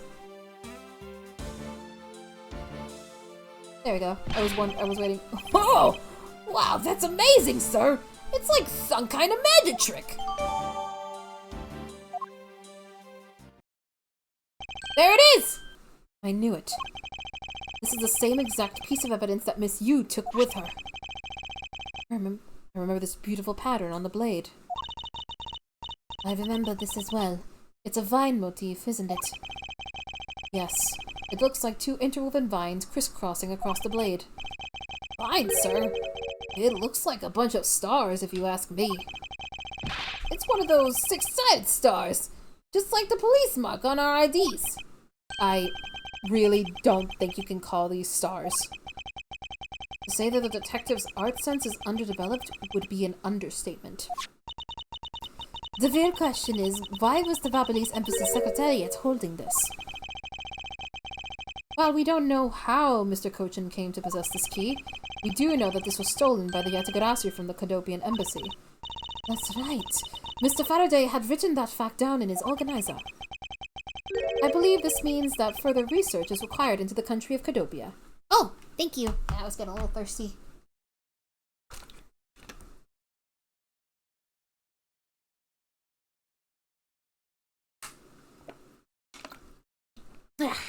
Thank you. Thank you, Rustin, for that. Ugh. Why don't you ask Ambassador Paleno about how he knows? Supposedly, he was the candidate to be the next Cadopian ambassador once long ago.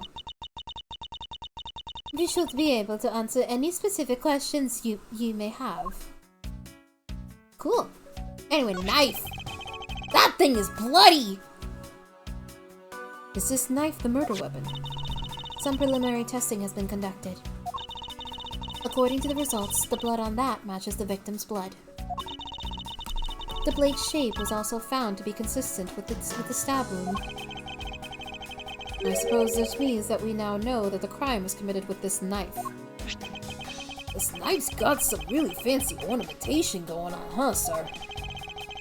This thing practically screams artsy at me too. Although, it's also covered in blood. Just like the last thing that I said was artsy. But the handle is pristine. There's not a single drop of blood on it. Speaking of the handle, I believe it has a butterfly motif. It's very beautiful.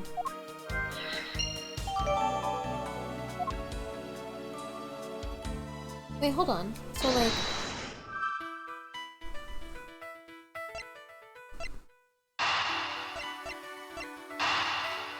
Does this mean anything? Yes! The design of the knife's handle. It greatly resembles a special bubbly species of butterfly. It does, doesn't it? Plus, it says right here, this knife is property of the Republic of Babal. Perhaps this means that the knife used in the crime was found right in this room. Okay. Let's investigate the body. It's a knife wound. It's obvious what he was killed with, but I wonder if it's consistent with the wound. Indeed. What is he covered in? This man. Where do I know him from? God, Edgeworth, your memory fucking sucks! Your memory is so fucking bad, dude! Your memory is really bad, my guy!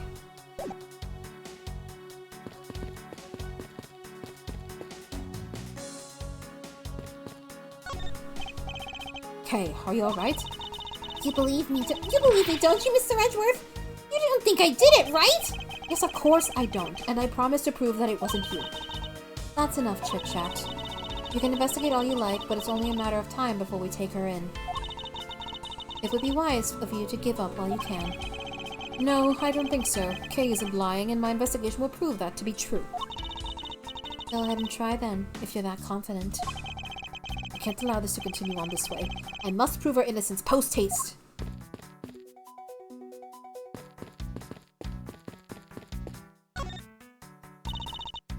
Miles Edgeworth! What is it? Let me tell you something. You are currently my subordinate. And if you wish to convince everyone else of that, you will speak with me with respect. What's with the giddy glint in her eyes? I don't think that will really be necessary, Franziska. Oh, really? Well, it doesn't matter. It doesn't change the fact that you are still under me. I thought Franziska was flying around the world in pursuit of the smuggling case. So then why is she here in this embassy? Good question. Why is she here? I was investigating the Alabastian embassy when I got wind of this mess. Ah, that's right. The Yatagarasu was due to appear at the embassy as well. Yes, but the difference is that we didn't have a fire over there. Although there was an incident with the Alabastian embassy as well. But I left Agent Lang in charge of that case and came over to the Babalese embassy. Ah, so Agent Lang is here as well. I see you've met. Well, he is in the Alabastian embassy acting as bodyguard for Ambassador Alba. However, he seems to have a different reason for being there. So the suspect of the murder that occurred in this office is that little girl, I see. Is she perhaps trying to be the Yatagarasu? Kay would never harm a soul, sir! Kay? You remember, do you not? About the case we investigated together 7 years ago. That girl is the daughter of the victim in that case, Mr. Faraday. So she's that feisty little girl. Kay has been on the trail of the Yatagarasu, which is how she ended up here. Looking for the one who took her father's life. I see. Kay's trying so hard, but you know what? The Yatagarasu just keeps on tricking us all! How so? The Yatagarasu sent a card saying, I will be there to steal your dirtiest secret. But all we've had is an arson and a murder! The lab boys are going in circles! You know what this is, Cyrus? It's a breach of contract, and it's going on the rap sheet! If you ask me, I'm perfectly fine with the fact that nothing was stolen tonight. I do wonder, though, if Callisto Yu really is the Yatagarasu.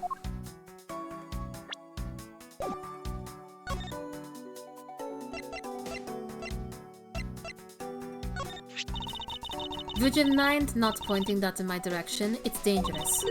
And anyway, why are you showing it to me? I have no particular reason. If you have no reason, don't you bring that dangerous object near me! Do you understand? She has a point. Is she really that oblivious to the irony in that statement? She let loose that dangerous whip of hers for no reason all the time!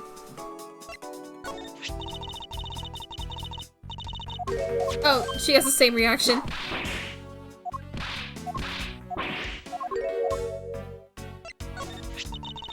It appears that he died of a stab wound. Ah! Whoever did that had a lot of nerve!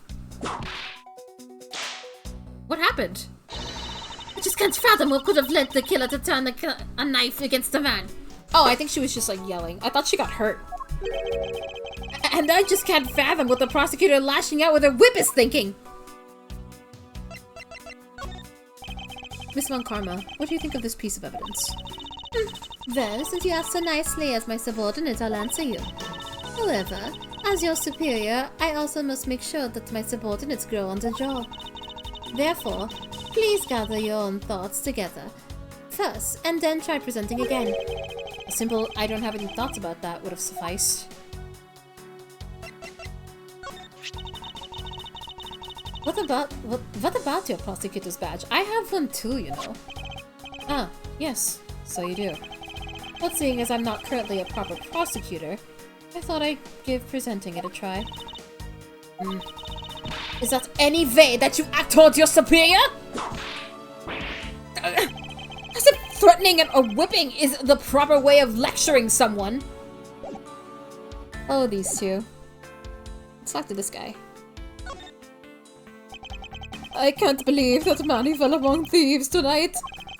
Without them, I have no idea what my schedule for tonight is.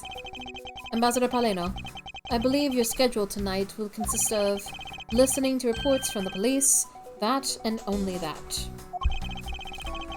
Why am I looking up? There you go. I ask that you cooperate not only for your own sake, but for Mr. Koshin as well. Ooh! His eyes are beautiful. You're a rather strong man, aren't you? How fascinating! Yeah, I know it isn't much, but I'd like you to have these. Coupons! I'm sorry, but it would be against my principles to accept a bribe. No. These are simply coupons we distribute to promote the ball. Remember, we offer a large number of discounts and offers when you visit lovely Babal. Now I remember. The Republic of Babal is known for its feverish tourism industry. Is it? I was wondering if you might tell me a bit about the deceased Manny Kochin. He was my secretary, and the ambassador in the embassy secretariat charged with running the whole place. He was an admirable man. His death is a great loss to our country. He was in charge of everything: accounting, printing, taking care of our national treasures. I'm sorry, but did you say printing? Our country's primary source of revenue is our tourism industry. So in order for us to print the necessary pamphlets, flyers, coupons, etc., we have a printing press here at our embassy. I see. Please excuse my forwardness, however. I feel I should mention that I have a distinct impression that I have met him before. Oh yes! Since you are of a legal profession, I suppose you just might have. After all, Manny was involved in the KG8 incident. The KG8 incident? The defendant who was found innocent in that case was Manny. So your Mr. Kochin is the same man as the one in that case. It's been 10 years. Manny recovered personally from that case and dove enthusiastically into this job. He was the one who planned this event and was to oversee this embassy's renovations. It really is a shame. He had such a bright future ahead.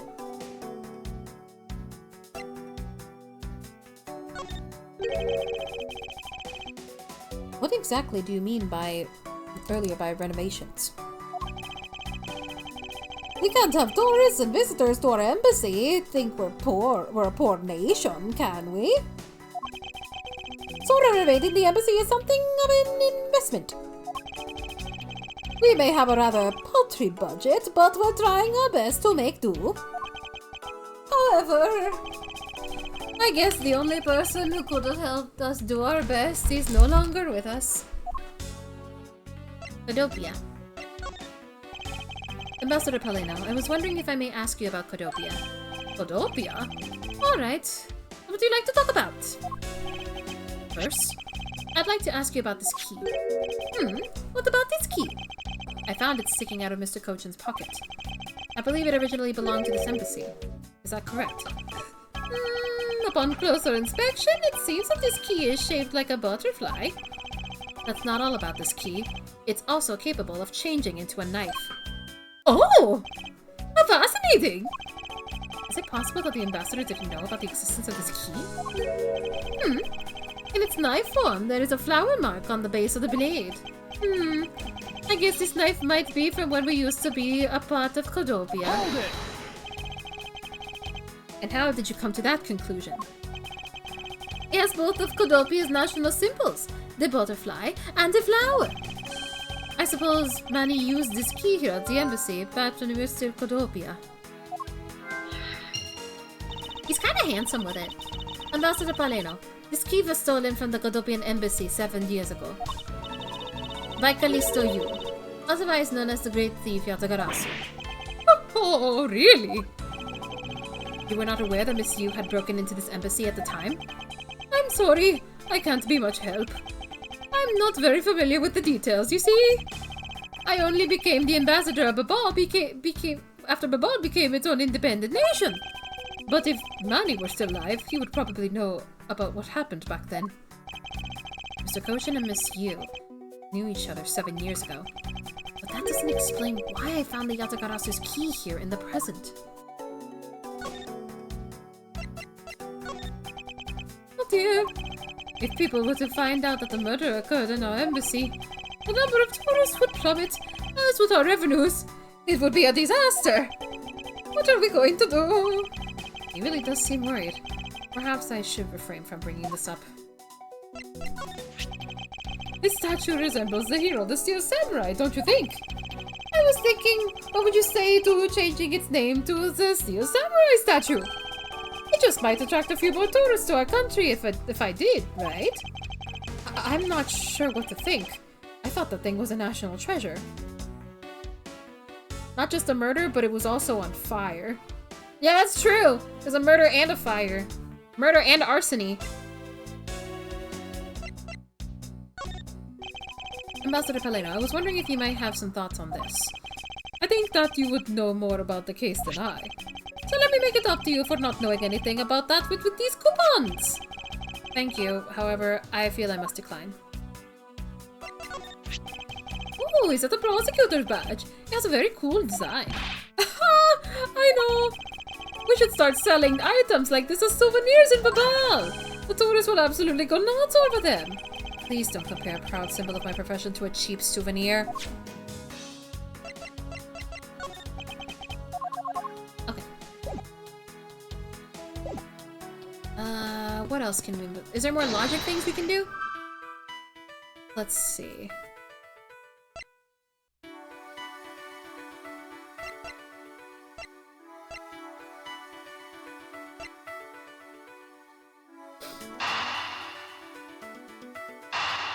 Can we use this? Aha! We know for a fact that the Yatagarasu's key was used at this embassy. Furthermore, we found it in the victim, Mr. Kochin's pocket.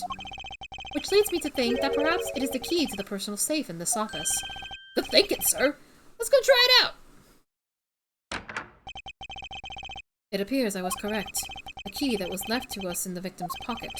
It literally turned out to be the key to the next piece of the truth. Oh? What do we have here? Hey! There's nothing inside! Do you think the Yatagarasu made off with everything, sir? No, Detective. I believe all we need is a closer look. Hello? What is this here? It looks like the ripped corner of a piece of paper, sir. No, I don't think it's ripped. It seems more like it's stuck in the safe. Hey, you're right! It won't budge an inch, not even when I tug on it. But I don't think I've ever seen paper stuck on the inside of a safe before. Detective, I think you have it backwards. It's not that the paper is strange. It's the safe. You just finished all the Il-Meg side quests? You like them? Yay! I think if you finish all the Il-Meg stuff, you also unlock a secret vendor that gets you something if you trade in the crafting material from Titania. I found out about that recently. So, I think it gives you a minion? I think you can get a minion. I'm not 100% certain, but you can. But it does unlock a vendor when you do all the quests in Il-Meg. It's like a little beaver. What do you mean? What I mean is that the secret of the safe is that it has a crack there. It's completely empty. It has 2 compartments. Even just eyeballing it, you can see that the inside is a bit too shallow. Furthermore, with the unnatural way the paper is stuck on the back of the safe, I'd say that there is an extra bit of space behind the back wall of the safe. In other words, this safe has a second compartment. What? I suppose that you are correct in asserting that the paper is stuck in an unnatural manner. However, if what you say is correct, and there is a second compartment, how do we go about opening the door to it then? As you can see, there is no other lock or keyhole in sight. Actually, there is one more spot of interest to me on this safe. Oh? Yes, I do believe that spot is the keyhole to our mystery second lock. The safe and its locks. Alright then, since you are so sure of yourself, show me how you deduced your answer. Is it this? Hey, there's a hole here, sir. It's a little too oddly shaped for a latch hole. Wow, that's a funny shape for a latch hole, huh? It's kind of shaped like a star, don't you think, sir? Detective, I would hardly call that shape a star. There must be some reason for this hole. Well, there's gotta be some reason why this hole shapes so weirdly, you know? Am I overthinking this? No, I don't think so. Maybe I'm overthinking things. Nah, there's no way I could ever do that. Detective Gumshoe, could you please be quiet for a second? You're frightening me. I know.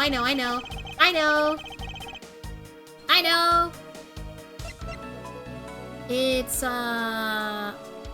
this.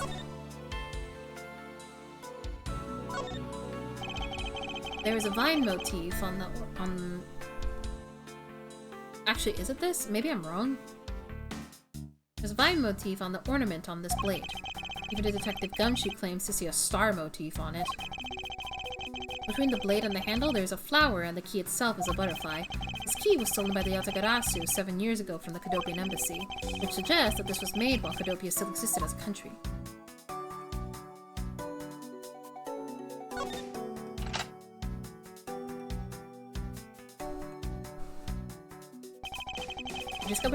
We discovered this trick 7 years ago, and with it we were able to corner Miss Yu. But who would have thought that I'd see this key again after all this time? It's not that far-fetched to think that this is the end of this key was meant to be a butterfly. Ah, I didn't even think of that. Eureka! Doesn't the shape of this keyhole remind you of something, Franziska? The shape? It does look very familiar. However, I believe it's simply a latch hole for the safe's lock mechanism. It's just for keeping the door shut. Nothing more. Hold it! Is that so? The person who used the safe. Mr. Cochin made sure this safe had 2 compartments in order to hide something. Do you honestly think someone like that would allow the keyhole to the hidden half to look so obviously like a keyhole that even the average person could figure it out? You can't be serious! Are you saying that this hole is the keyhole to this hidden compartment of this safe? That's precisely what I'm saying. And I will prove it to you, and I'll prove to you right now that the Yatagarasu's key is a key that will open it. Objection! The Yatagarasu's key! Miles Edgeworth, this had better be a very bad joke. Sorry, but this is no joke. The Yatagarasu's key is the very key that will open the second compartment of this safe. We know that this key opens the first compartment of the safe. But the keyhole you're talking about is of an entirely different shape than that of the key.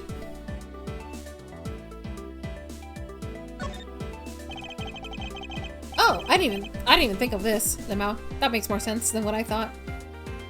Let's go over this again, shall we? The Yatagarasu's key was originally made to open Mr. Kochin's safe in the Kadopian embassy. We confirmed that as a fact by opening the door to the safe with it. Now, let's take a look at the back end of the key. Looking at the knife portion head-on, what do you see? What are you talking about? Ah! It appears that you have come to understand what I'm talking about.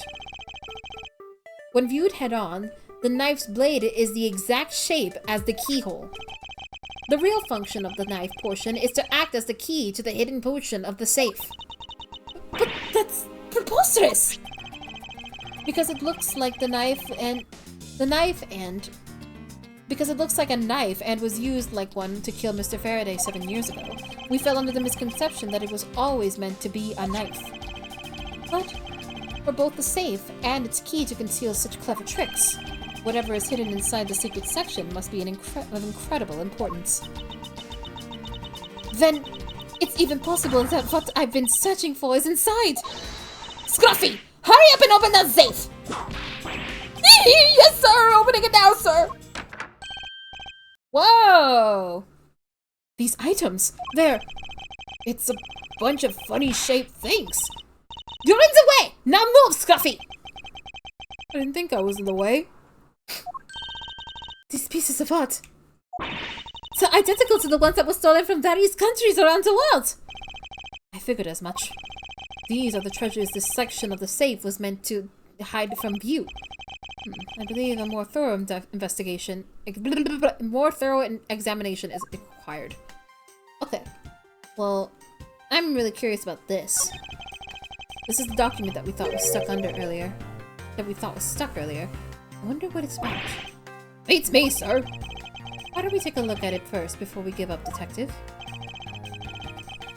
Mr. Kochin's name is written here on the last page. I wonder what the significance of this document is. Interesting. These are pieces of stolen art from around the world. I wonder how much they're worth, especially this one. Scruffy! Don't touch such valuable pieces of art with your filthy hands! Why, do you have any idea what would happen to you if one of them were to break? Is it just me, or did she hit one of the pieces of art just now?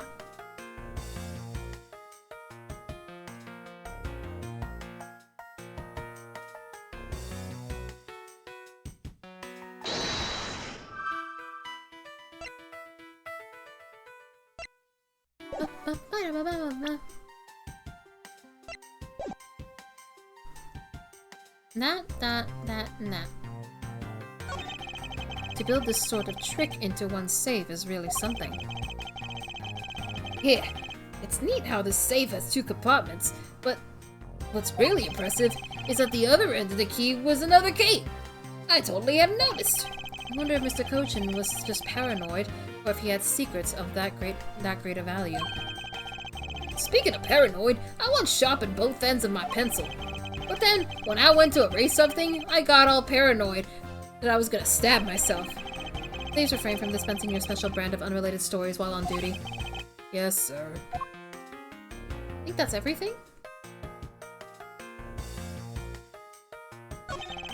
It appears that we found the key that the key that the Yatagarasu, Miss Yu stole 7 years ago.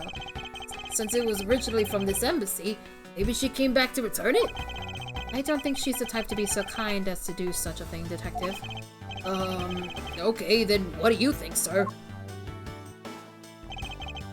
Lister Yu. For what reason did she steal the key? I think that's everything we can investigate. Got that. Nothing here. All the art is the same, and the documents. Okay. Hello. Oh wait, that's part of the ceiling fan. My bad.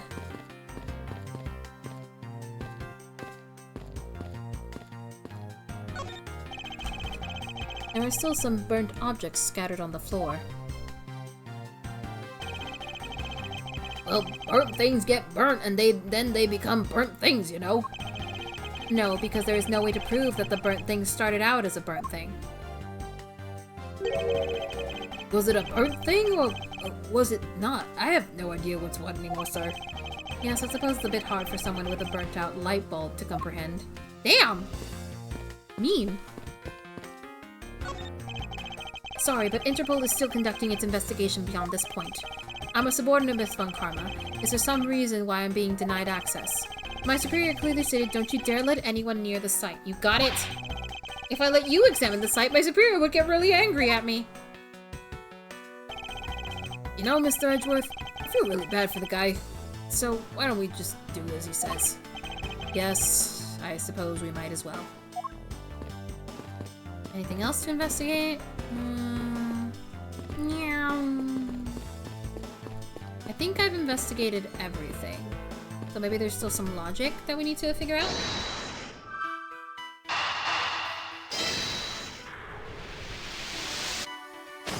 Ah! To steal your dirtiest secret. Is it possible that the dirtiest secret the Yatagarasu was out to steal is in this very room? Dirty secrets. Franziska, you're in pursuit of some dirty, underhanded dealings yourself, are you not? Do you think these games will end with Edgeworth discovering he's gay for Phoenix? Buddy, he found that out in the second game of the trilogy. If anything, this game is is Franziska coming to the conclusion that she's probably a lesbian somehow. Something tells me that this is no coincidence. In that case then, the person I'm looking for is here in the Babylonis embassy, correct? The head of the smuggling operation. I think I just might need to ask Franziska about her smuggling case in more depth. Alright. Yeah, this is after 3. This whole game takes place after 3, I'm pretty sure. Oh, absolutely not. Because this game references a lot of stuff from, like, both 2 and 3. And he talks about cases from 2 and 3. So, I'm pretty sure this takes place after 3. Franziska, when we last talked, you said that you were on the trail of a smuggling ring. I know nothing. You know lots, you know lots. I suppose the reason you are here right now is related to that. Yes. After analyzing the intel we've gathered from various countries, this embassy rose to the top of our list of sites to investigate. And this is what tipped us off. This accounting document? It's only one page of the whole thing, so we're not sure about all the details. However, it's enough for us to grab onto the tail of the beast. For you see, this type of paper was made only in the Principality of Codopia. Which means that somewhere in the countries of Alabast and Babal is the head. The one pulling the strings behind the entire smuggling ring. That's Franziska for you. She's amazing, pursuing this case with all she has.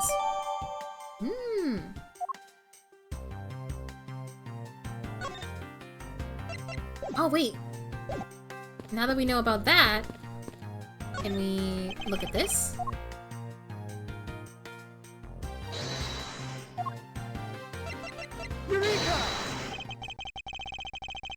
Take a good look at these documents, Franziska. Not about this game? Oh, well, yeah. Well, neither do I. I thought you played these games before. I thought you had played these games. It says that there are 3 pages in total, and yet there are only 2 here. Correct. Now take a look at the smuggling activity document in your possession. Tell me, is it not possible that your page was taken from this set of 3? Then, it certainly looks that way.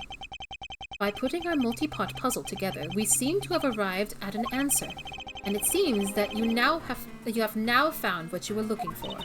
Yes, and with this, it has become crystal clear. that Mr. Kochin himself was responsible for this mass smuggling of Babalese ink. Babalese ink? Babalese ink is a special product of the Republic of Baban.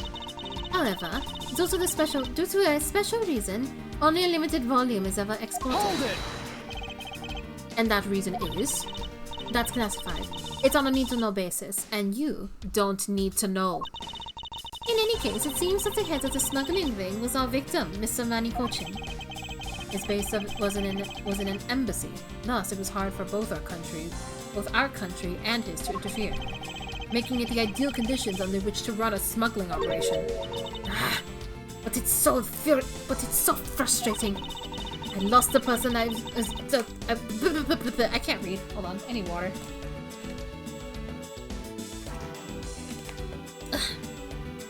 I lost the person I was to rain judgment down upon with my whip of justice. Well, even if he is dead, we still have a responsibility to look into his misdeeds.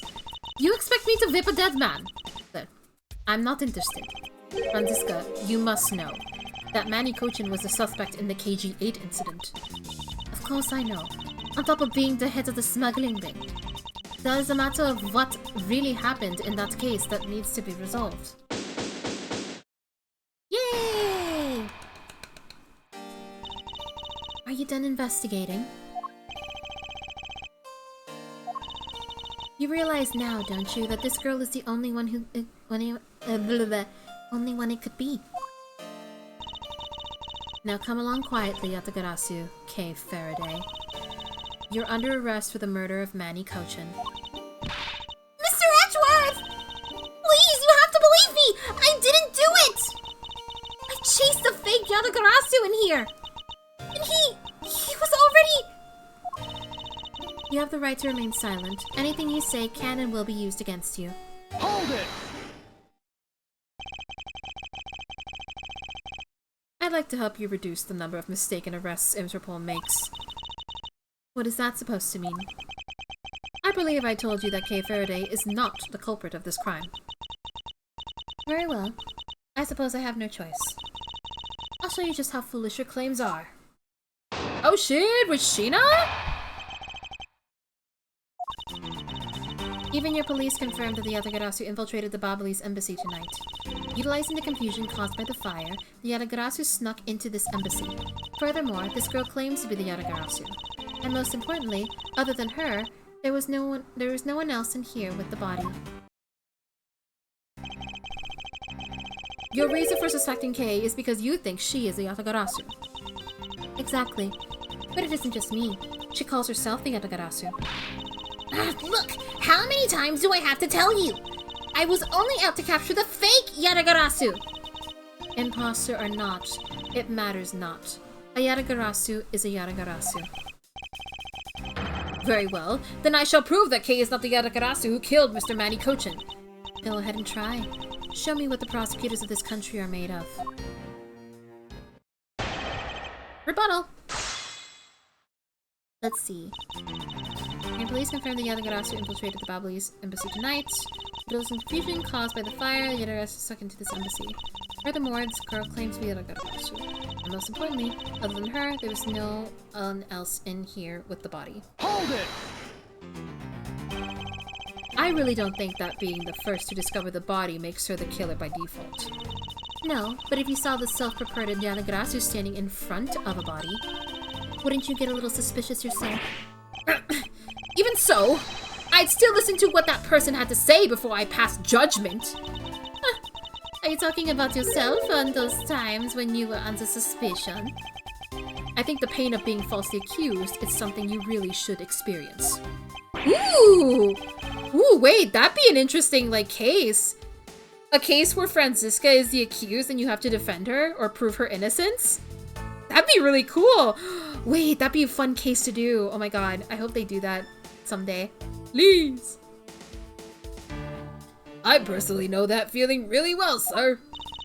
And given my situation, I now know exactly what it's like too. I'm fine with never experiencing it, ever. Are you done with your little group conference? So Agent Sheena suspects Kay of murder simply because Kay is a Yatagarasu. But if I can prove that the Yatagarasu's goal is not related to the murder, and I may be able to begin to reason with her. Hold it! They may have confirmed it, but are you telling me that no one else could catch the thief? If so, you're basically admitting that the Yatagarasu that committed the murder eluded us. Of course I chased after the Yatagarasu that entered the Babalese embassy right away. And that is also why I'm making this arrest right now. Because at the end of my long chase, there was only this girl. In any case, this is what I believe happened tonight. Hold it! The confusion caused by the fire. Are you saying that the Yatagarasu was not the arsonist who started the fire? A suspicious person in a long coat was spotted in the area. Officers in the area claim to have seen that person start the fire. Ugh, my chair is so squeaky. It sounds like we have a phantom in our midst. Yeah. In a way, he could be considered a phantom, with the way he randomly appears. Hold it! Just because she calls herself that, it doesn't prove that she is the killer. No, but it does give her a motive. Yatagarasu sent a card saying, "I will be there to steal your dirtiest secret." Furthermore, there are documents pertaining to some smuggling activity in this room. She obviously wanted to steal them. So she killed Mr. Kochin for the key. I see. Her logic is very sound. I expected nothing less of Angel Lang's secretary. However, that statement just now didn't sound right. Might just be the opening I need. She wanted to steal the documents regarding smuggling, so she killed Mr. Kochin for the key.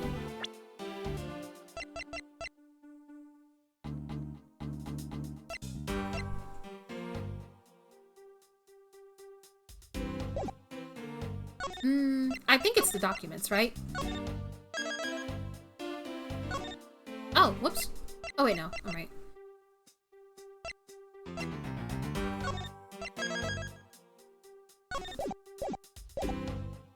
It has to be the documents. Objection! Yeah. Agent Sheena, I regret to inform you that there is a flaw in your logic. Oh? Even if you claim that she is the killer, and the Yatagarasu, I am certain that securing the smuggling documents is not the motive behind the murder. The key to the safe in this room was found on Mr. Kochin's body. Furthermore, the Yatagarasu would not be so stupid as to leave without the documents. Oh, she's sweating! She is sweating! She is sweating, she's nervous! Ha ha ha! I got you! I got you! Hold on. I need to turn on my AC. It is very hot in here now. Ugh. Ugh. Hold on.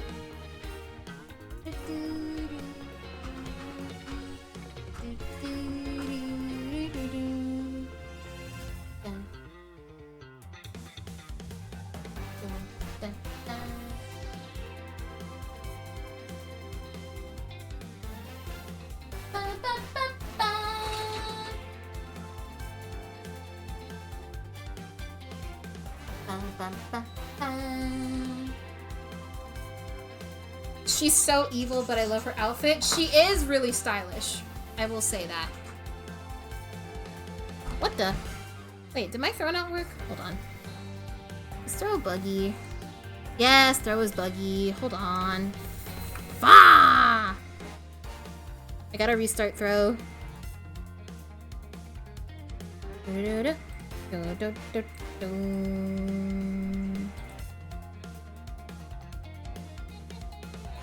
dun, dun, dun. Dum, bum, bum, bum. Yes, yes, my gnome hitbox is coming back. There we go. And I'll redeem throw so you don't get your points wasted. Ow. There we go. You're happy? You're happy now?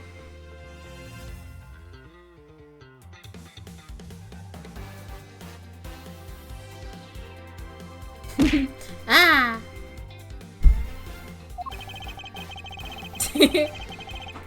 By the simple fact that the documents were still in the safe when we looked, it's obvious that the killer's target was not the safe at all. Oh? Then perhaps she didn't know that Mr. Kochin had the key on him. Objection! Then why kill him? If that's the case, then why would she have needed to kill him? Yeah, because I think of no other reason for her to kill him if she had known the fact. Need reason. All of this is simply our conjecturing after the fact. It's entirely possible that she accidentally killed him when she was sneaking in. What? Perhaps she didn't notice the safe's second compartment before returning the key. What? But the fact still remains that Mr. Kochin was stabbed to death. Objection! Girl, you're crazy. But you have no definitive proof that it was Kay who committed the act. Actually, I do. I saw her holding the knife she used on the victim with my own eyes. What? Allow me to tell you a bit more about the evidence that will put her away behind bars. What? The knife wound on the body is consistent with the blade of the knife. The knife with the butterfly handle is the murder weapon, which the killer was holding. I assume she obtained the knife from the display rack and used it on the victim. The knife is a part of a special 3-piece set, which has a design like no other. The evidence and testimony, it all points to the girl. There is no counter-argument. I don't know about that. That is your definitive evidence? You see now that she is definitely the killer, right? No! Mr. Edgeworth, you gotta believe me! I saw a suspicious person in a long black coat outside the embassy! I swear! And you came in here because you were chasing the suspicious person. That's right! I ran into this office only because I was chasing after that person. But when I entered the room, it was pitch black. I couldn't see a thing. I felt something on the ground next to my foot, so I turned the lights on, but then... Ah! Who's there? This is... I came to this room upon hearing the girl scream, and when I saw her holding the knife, I immediately restrained her. So the object Kay felt by her feet on the floor was the murder weapon. I had the knife analyzed right away, but we failed to find anyone's prints on it. But the suspicious person in the black coat who came into this room before me! You continue to insist there was such a person, but if there was, where did they go? That... I don't know, but I know they came in here! That sounds like the desperate excuses of a suspected killer, not a trustworthy testimony. You understand, don't you? We can't trust this girl's words, Mr. Edgeworth. She has a point. Even if Kay's words are the truth, I must show that they are with some solid evidence. Mr. Edgeworth, I really didn't. Kay, don't worry. If you didn't do it, then there must exist a way for me to prove that. Still not giving up, I see. In that case, try to counter my argument if you can. Don't worry. I can and I will. Let's look at our evidence again before we press anything. Because there's something funny about the knife set to me. So, hold on.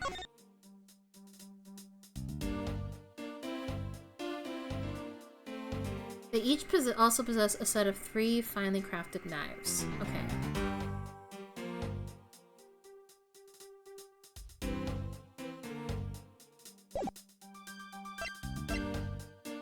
One of a set of 3 ornamental knives covered in victim's blood. Blade same as wound.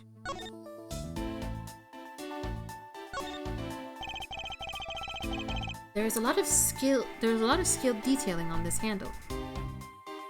That's true! Yeah, the knives can change the handle.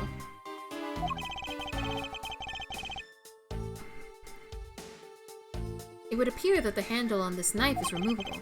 I guess so people can change them whenever they feel like it. Sounds like fun, sir. I don't think people would remove the handle just for fun, Detective. Oh, you're right! Yeah! There's no blood on the handle! Like, at all! Yeah, that makes... You're right! There's no blood on the handle! Ah!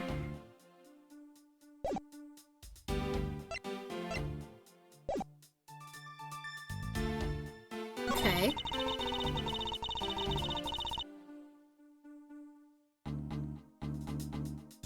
Okay, hold on.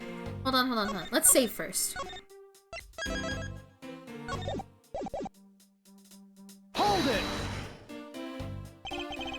You mean to say that you saw Kay holding the murder weapon with your own eyes?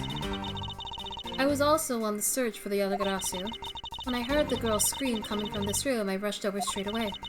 When I arrived, I saw that girl standing there motionless with the knife in her hand.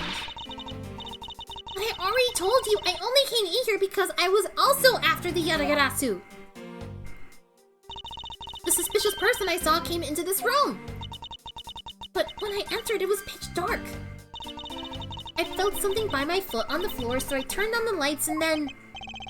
You found out that it was the murder weapon at your feet. How many times do I have to tell you, we can't trust the words of a suspect? The only thing you'll accept is evidence, is it? That's the only acceptable way to counter an agent of Interpol on the scene of a crime. Mr. Edgeworth, do you have some kind of evidence that can prove me innocent? I think I do, because there is one piece of evidence I find to be a bit interesting. I think I need to carefully examine that piece of evidence again.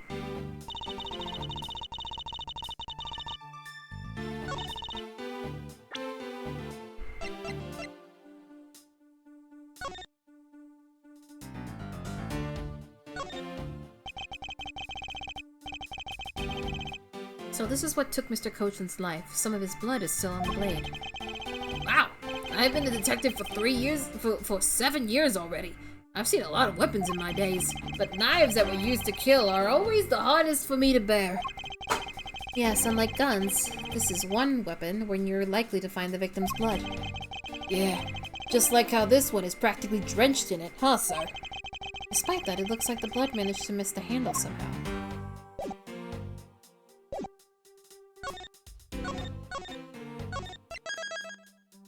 Let's present the knife here, because there's something fishy about it. Let me see the other points. Okay. No, not yet. I assume she obtained the knife from the display rack and used it on the victim. The knife is a part of the special preset, which is like designing for the other. The evidence and the testimony all points to this girl. There's no counter-argument.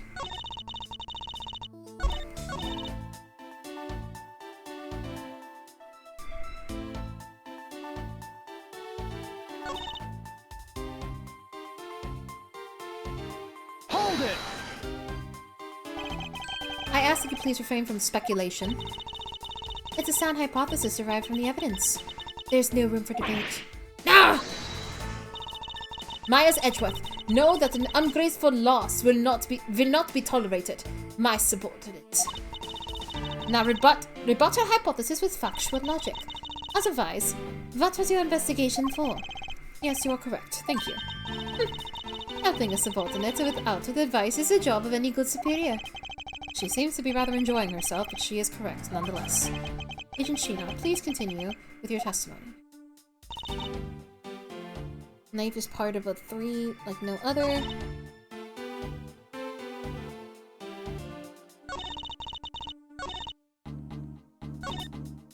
Okay. Let's present the knife now.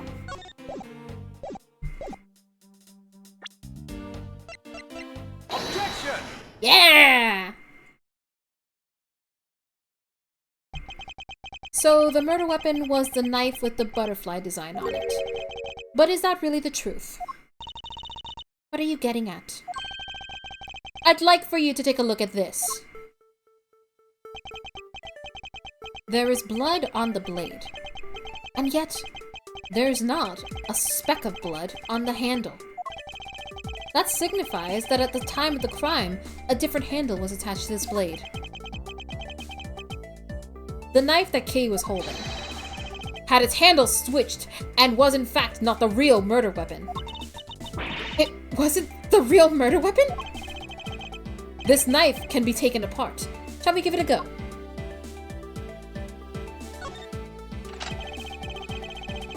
Oh! Oh! Oh! Oh! Oh! Oh! Oh! Well. Well. That doesn't look like a butterfly. That doesn't look like a butterfly at all. Gee, I wonder what country also has a special set of 3 ornamental knives, but their national symbol is a flower instead of a butterfly. And their embassy is all the way across the building. Well, ain't that a coincidence? Why did my sound not go off? Why did my little sound effect not play? There we go. Ain't that a coincidence? The killer must have pulled the murder weapon out of the victim's body and proceeded to swap the knife's original handle with this butterfly one. It was all to create the illusion that Mr. Cochin was killed with a butterfly-themed knife. Whoa! Ah! That was an interesting animation you did there, girl. This should clear up any and all suspicion surrounding Kay. Your argument isn't airtight yet. How so? It's possible that the girl herself is the one who switched the handles. Hold it! Oh yeah? Don't be ridiculous. For what purpose would she do such a thing? I don't care to know how a criminal thinks. The way they view the world is beyond the comprehension of a normal person like myself. Therefore, I wouldn't put anything past them, no matter how odd it may seem. That's such a no. That's such a backwards way of logic when it comes to apprehending criminals. You're supposed to think like a criminal to know how a criminal is, what they're gonna do next, to make it easier for you to catch them, to prevent from crimes happening. You can't just say, oh, criminals are weird, so I think they'll just do weird shit, so I don't have to think too hard about it. You're stupid! Objection!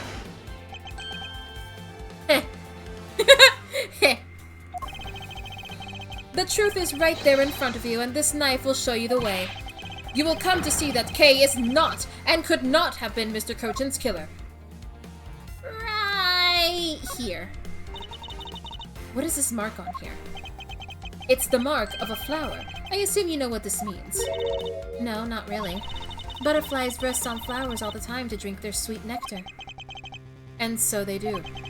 However, would this butterfly really drink the nectar of this flower? The answer is clearly not a chance. Now, to prove the relationship between the flower and the butterfly is this. Take that! You can't be serious!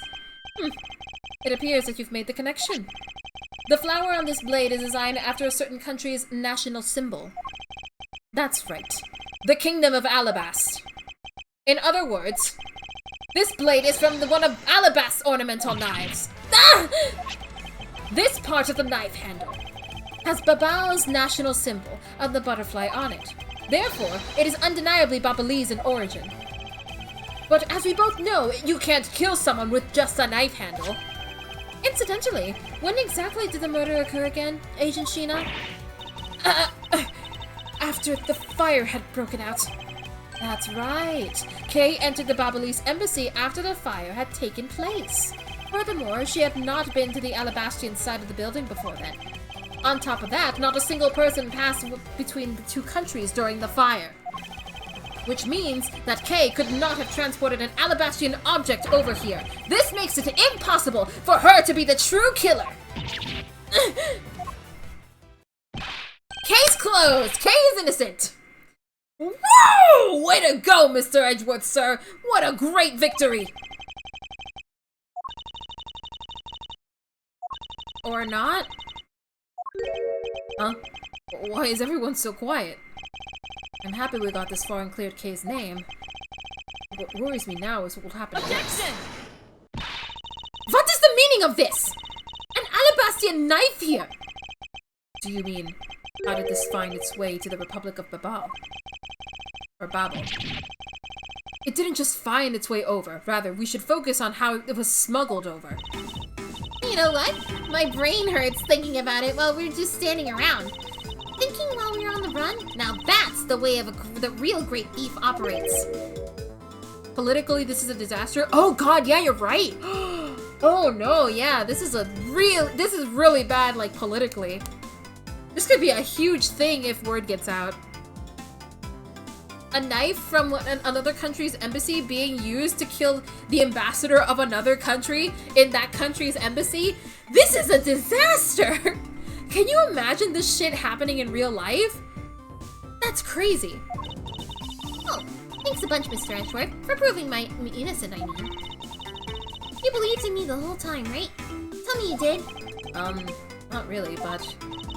Come on. You don't have to be shy about it. Your argument is still not airtight. What do you mean, girl? Would you care to elaborate? I understand now that the girl didn't commit the murder. However, there is still the possibility that she is the Yatagarasu. Oh, right. That again? Look, how many times do I have to explain it to you? I am the real Yatagarasu. I am not like the fake one that goes around setting fires, okay? Whether you're the real deal or fake, it doesn't really matter. All I have to say is this. I have my suspicions that this girl is the one who started the fire. Objection! Preposterous! On what grounds do you suspect her of such a thing? The fact that she calls herself the Yatagarasu, that in itself is the most elegant proof. Machina, Yes? I have no intention of taking back any of what I've said. I am the great thief Yatagarasu, and I refuse to allow some imposter to claim that name as their own. The path of justice that my father pointed me towards, I will walk it the best I can. It's not good to be so stubborn. I hope you can understand that. Thanks a lot for your concern, Machina. Let me share something with you too, as a token of my appreciation. Those sunglasses totally did nothing for you, so I'll steal them from you next time, okay? What? Limo. Well, I guess you better get going. Going? To where? To the Kingdom of Alabast. If we don't go, we won't know for sure, right? I suppose not. We won't get anywhere simply by standing here thinking. To see where the Alabastian knife came from, we'll have to pay the Alabastian embassy a visit. Let's go, Miles Edgeworth. As you are my subordinate, I will not tolerate you bringing the investigation to a halt. Understood. Let's go!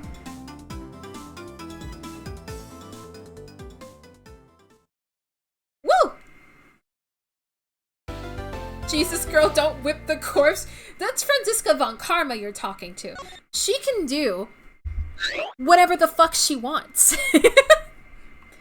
She can do whatever the fuck she wants. She can whip people. She can whip officers. She can whip a judge in a court of law during a court of law in front of people. And no one can tell her otherwise.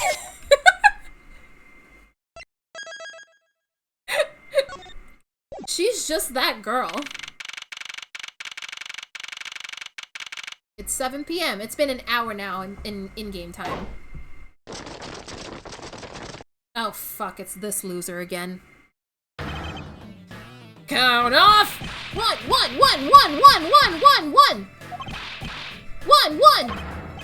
Shifu, 99 callouts. So all 99 members are most likely here and accounted for, sir. Hey you. Yeah, you.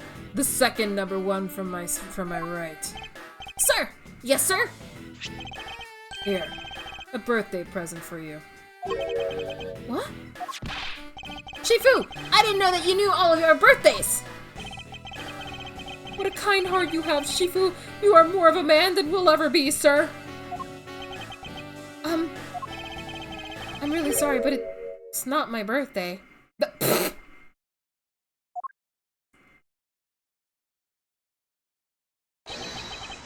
Lang Ji says, a cub who disrespects others soon feels the disciplinary bite of an elder. Not my birthday! That present is for you. It's for your younger brother's wife's younger brother. Younger brother's wife's younger brother. Tell him I said hi, and happy birthday, won't you? Yes, sir! Shifu, I can't believe you remember that much about each of us. Shifu, I'm so moved that I can't stop crying.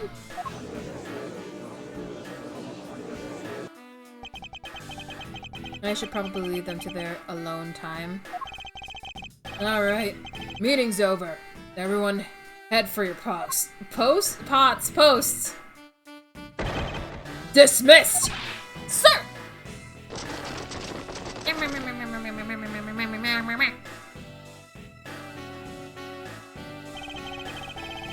Yo, were you guys there the whole time? I got a call from Sheena and she's already filled me in. Sounds like you're out to get in my way again. I have absolutely no intention of interrupting your investigation. I simply request that you grant me permission to investigate the Alabastian Embassy. And what if I say no? Objection! Agent Lang, this man is my subordinate. As I have received permission from the ambassador, he is to be extended the same rights. Sorry, sis, but it's not that simple. Alabas has the strictest immigration regulations in the world. Or didn't you know?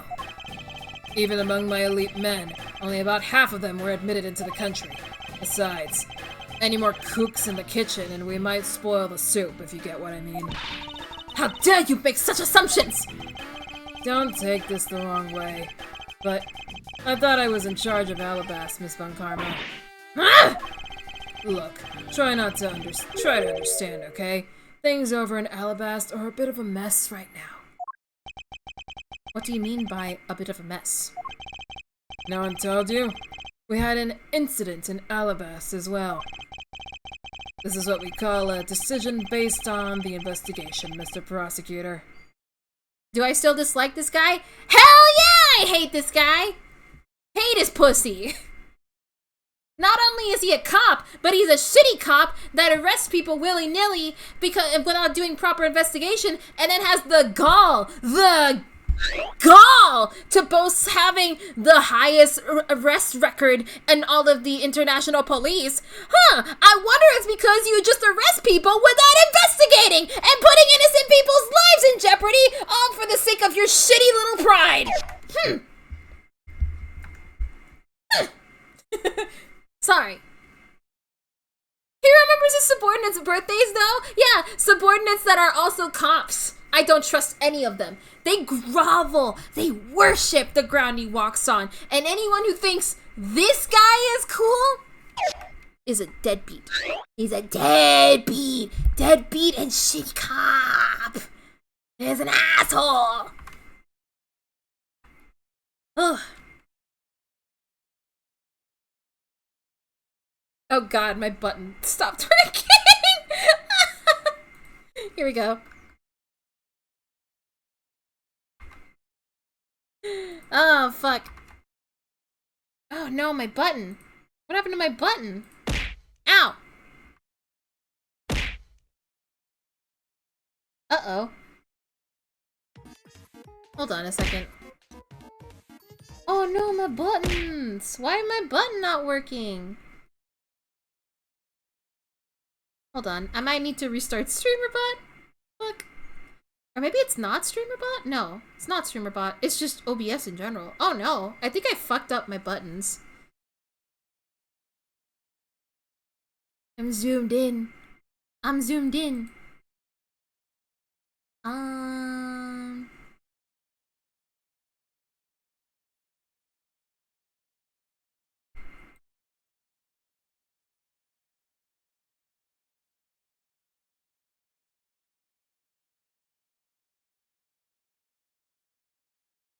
Oh, it's supposed to. It's the cut.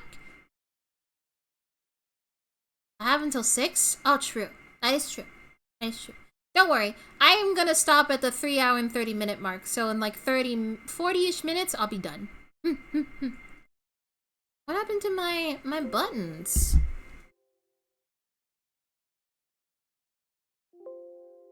My button!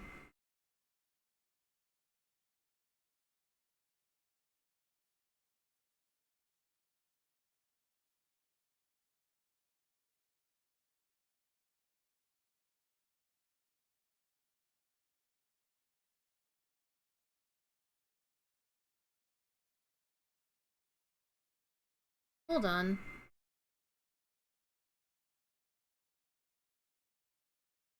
Alt shift.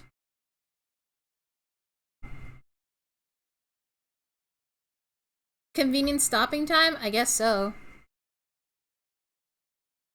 What is this alt shift nonsense?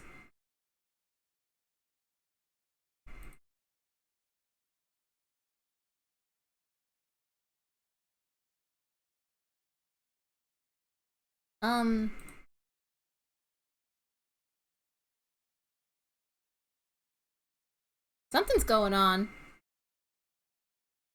Why is my OBS not working right now? Oh no, he fucking heard me yelling at him and now he's like, alright, blows up your OBS. Ah, fuck. What is happening?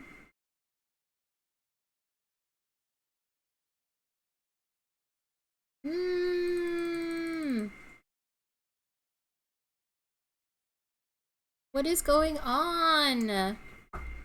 I can't click out of my settings!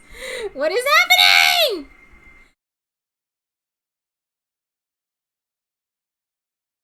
I think so.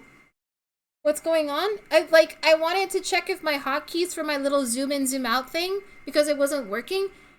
And now it's just not letting me click anything, and it's stuck in, like, trying to access the, set a hotkey for one of these. But it's not letting me, like, click out. Or, like, say okay or anything. It's not even letting me change the hotkey for anything else. It's just stuck.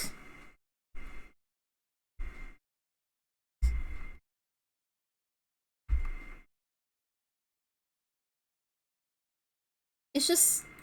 I can't... Let me see. Escape? Oh. Nope. It just closes... It just, like, escapes me from, like, the entirety of the OBS window.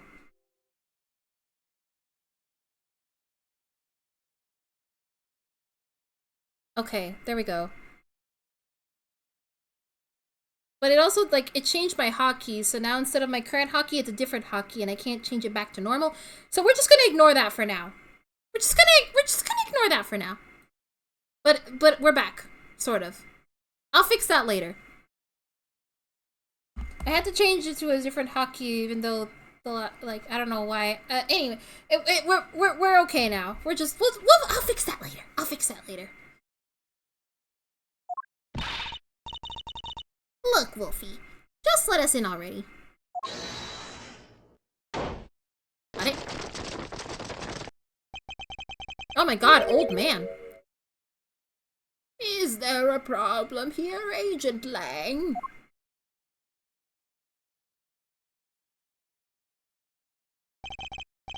Not really.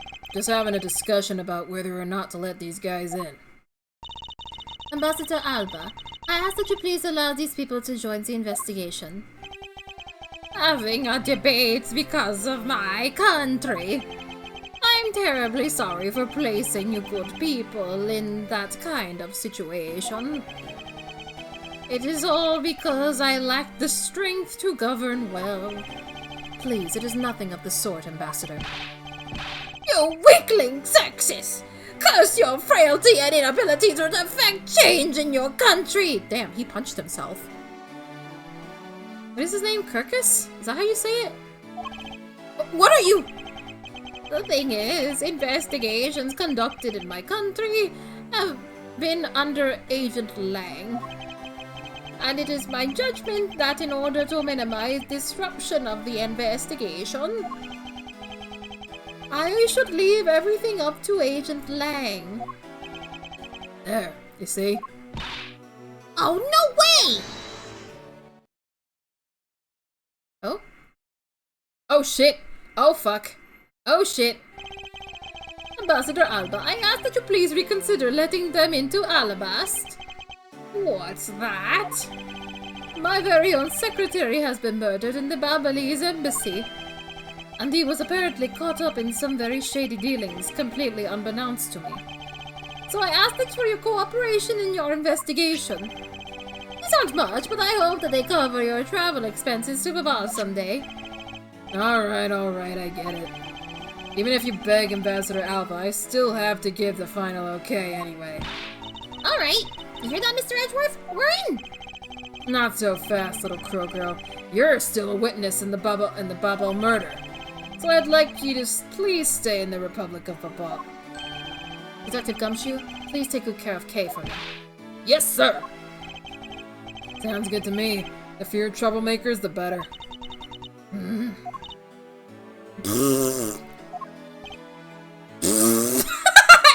Even Gumshoe too? Not both of them blowing a raspberry at him. Like, honestly, me too. Hey, Mr. Edgeworth? Yes? So, I wanted to ask for a while now, but that lady over there, is she who I think she is? Ah, that's right. I didn't introduce the two of you yet. Franziska von Karma, the prosecutorial prodigy. It's nice to see you again. Oh, I knew it! You're the whip lady! You may address me as Miss Von Karma. Yes, Miss Von Karma. I leave the investigation of Alabast in your hands. Thanks. Rest assured, I will outsmart both the smuggling ring and the Yatagarasu. Smuggling ring, huh? Perhaps I should ask Franziska a bit more about them before I head into Alabast. Ah, and I mustn't forget to thank Ambassador Paleno for all that he's done for me.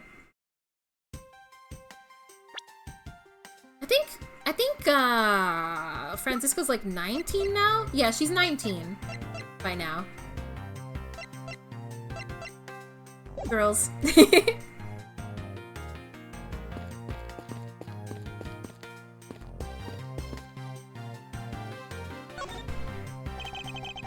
Ambassador Paleno, I'm in your debt. No, it's nothing. Because it's about all I can do for you, I'm afraid. I only ask that you please bring Manny's killer to justice. I will, Ambassador, on my honor.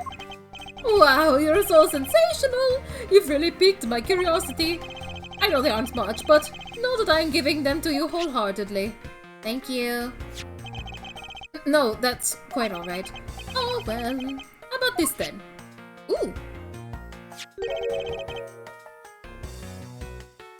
I love how in Franziska's portrait she looks like she's doing a German look-smaxing face. What is a German look-smaxing face? Now I have to look that up. Hold on. I'm looking that up. Germa. Hold on. Germa. What the fuck? Oh, I see what's happening. Germa looks maxing face.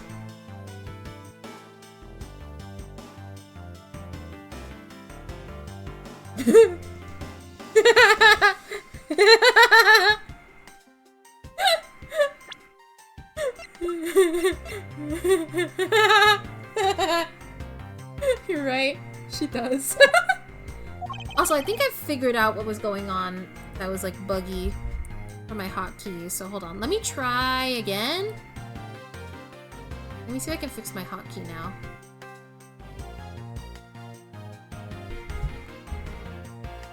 Let's see.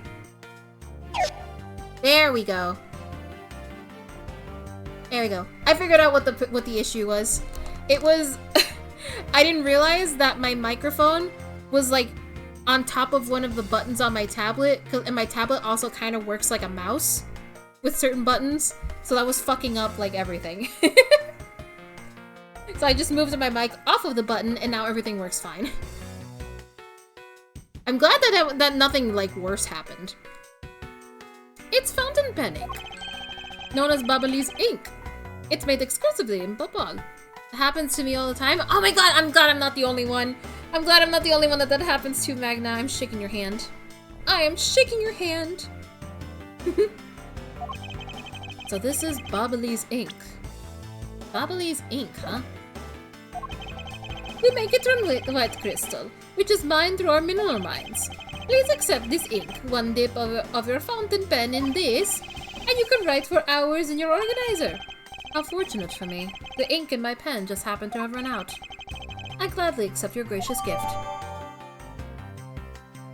Bobbly's ink, special wood crystal oil-based ink, limit export because of some specific reason. Yeah, that's right! Didn't Francisca mention that they're smuggling this ink? Actually? Great! Wonderful! I guarantee to you that writing with our ink is an unforgettable experience. And since we don't export it, if we run out, you're always welcome to come and visit our fair nation. Talk about cornering the customer along with the market. Yeah, Francisca mentioned that this is like... that this is what they're smuggling, I think. You've made so much progress in your investigation in such a short period of time. It's truly amazing. Agent Hicks. Oh right, the guy that died. Agent Hicks, whose help I had requested, was cut down before he completed his task. Right, this guy. There is no room for further failure in my perfect investigation. In spite of that, I believe you were able to obtain some insight into the ring, correct? It was nothing. I simply made some deductions based on the smuggled item I was following. You mean the Bobbly's ink? But why are there restrictions on the export of Bobbly's ink to begin with? That's classified Interpol info. Hold it! Francisca, as your subordinate, I am part of your investigation now. Don't you think it would be beneficial if I was as well informed as you? Point taken. Very well. I'll fill you in. Recently, we discovered some very well-made counterfeit bills circulating in Tamfar. Counterfeit bills? Yes, as you may have deduced. The counterfeits are being made with Baba's special Bobbly's ink. And it's virtually impossible to distinguish bills made with Bobbly's ink from real ones. Thus, it was only natural for Interpol to keep an eye on the Republic of Baban. Ah, I see. So that's why they're smuggling it. That's where this document comes into play, correct? Correct. Mr. Coltrane was smuggling large amounts of Bobbly's ink. Furthermore, he was charged with running the embassy's printing equipment. That's all the evidence I need to know that he was the head of the smuggling ring. Oh, fuck! Yeah, that's right! He was in charge of the printing! So yeah, he probably had access to like the printer stuff to make the counterfeit bills. However, there remains one tiny problem. Let me guess, you still have yet to find the counterfeit bills or the smuggled ink. Yes, and while we're listing things, I might as well add the counterfeit plates onto the pile. Since we haven't been able to locate any of these items in the Bobbly's embassy, we're looking into the Alabastian embassy next. It doesn't matter where they're hidden. Mark my words, I will find them. Counterfeit bills made with Bobbly's ink, they are in circulation in Zingfa. It's hard to tell they're fake. Well, shall we get going? Oh. What's wrong, Kay? I didn't get permission to enter Alabast. So, we're going to go gather whatever info we can over in the Bobbly side, okay? Alright, I'm counting on you two. Right, and I'm counting on you and Miss Von Karma to sniff out clues in Alabast. Oh, and Mr. Edgeworth, if you happen to come across my phony, you let me know, okay? If you tell me, I'll rush on over straight away no matter where you are. I'll let you know when the time comes. Now we're in Alabast. Whoa! Oh god! Oh! Wait! What? Master Mast? What are you doing here? Master Mask, no!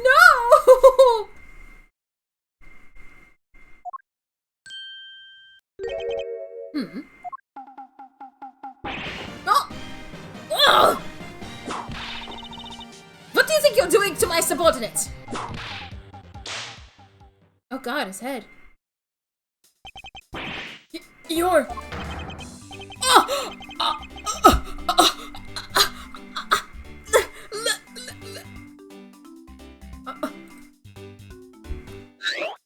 when something smells, it's usually the butts. Oh my god! I was not expecting Larry. Holy shit, Larry! That means he got to shake hands with an ambassador. That's pretty huge, guy. Congrats. Edgy! Oh, thank the heavens you're here. I'm in a really, really big pickle, your lordship. The raven. It appeared, poof, and then disappeared, swoosh, and though I am the Steel Samurai, my sword, I'm so confused, I don't know what anything means anymore! Well. Fucking Larry Butts. Who is this fruitcake? Francisco, you can't just call people that! That is such a, like... I never expected Francisca to say that.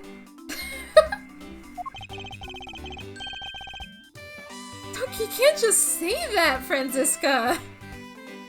I am Larry of the House of Butts, married man of Neo Old Tokyo, milady. Wait, is he married? Like dead ass? Now I remember. This person is one of your friends, isn't he, Miles? Yes, frighteningly enough, he is. Hey! What's up with that answer? Your best bud is in a bind, and you act like it's no big deal. What sort of bind are we talking about here? The suspect kind! I accidentally became a suspect in a murder! I see. That is quite the bind. Not ever in the least bit surprised. Yes, I pretty much expected this news. From the instant I saw this unlucky face. Let's get an introduction going. His name is Larry Butts. I've known him since grade school, and for as long as I've known him, he has been the world's largest source of trouble with a capital T. Hey! What kind of introduction is that? You're so mean, Edgy! Wait, that means this is Larry's autograph. And he got so happy about it. Yeah, so Larry, Edgeworth, and Phoenix are childhood friends. This is established in the first game. They all knew each other since they were little kids. So they're besties for life. They're like a stupid little trio. It's really cute. It's really cute. And you get more backstory on their friendship in the anime, and it's really cute. If you're not careful, you might find your tiny number of friends go down by one. That wasn't called for. Besides, you're... Wait, hold on. Larry! It was you! You're the one who wrote my Steel Samurai autograph! Oh, you didn't notice earlier? I even winked at you through my headpiece. Ugh! What's going on? And Via, you beach red. He's embarrassed! He's embarrassed! He's shy!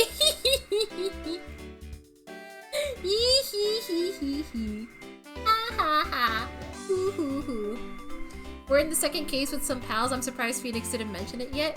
Gay embarrassment!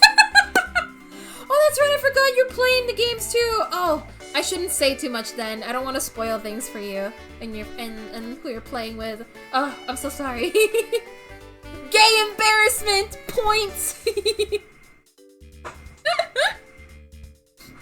And to answer, like, you're surprised Phoenix didn't mention it yet, I mean... Larry's that kind of guy that you're kind of embarrassed to admit you're friends with to other people when you're, like, in a high position. Like, he's your best friend, don't get me wrong, but, like, he's kind of embarrassing. I've been watching your streams, I know a lot of the series thanks to you. Ah, shucks. Well, alright then. As long as you don't mind. Just don't spoil it for the others then. Stay on the hush-hush down low, if you know what I mean. Sorry, but could you not speak to me right now? Oh, sorry, am I interrupting your comical yet melodramatic play? Aha. So this is the incident you mentioned earlier. Mr. Prosecutor, this man, this childhood friend of yours, is our prime suspect. Of what, you ask? Of the murder of a man who had snuck into this embassy. Master Mass the Second? Master Mass the Second?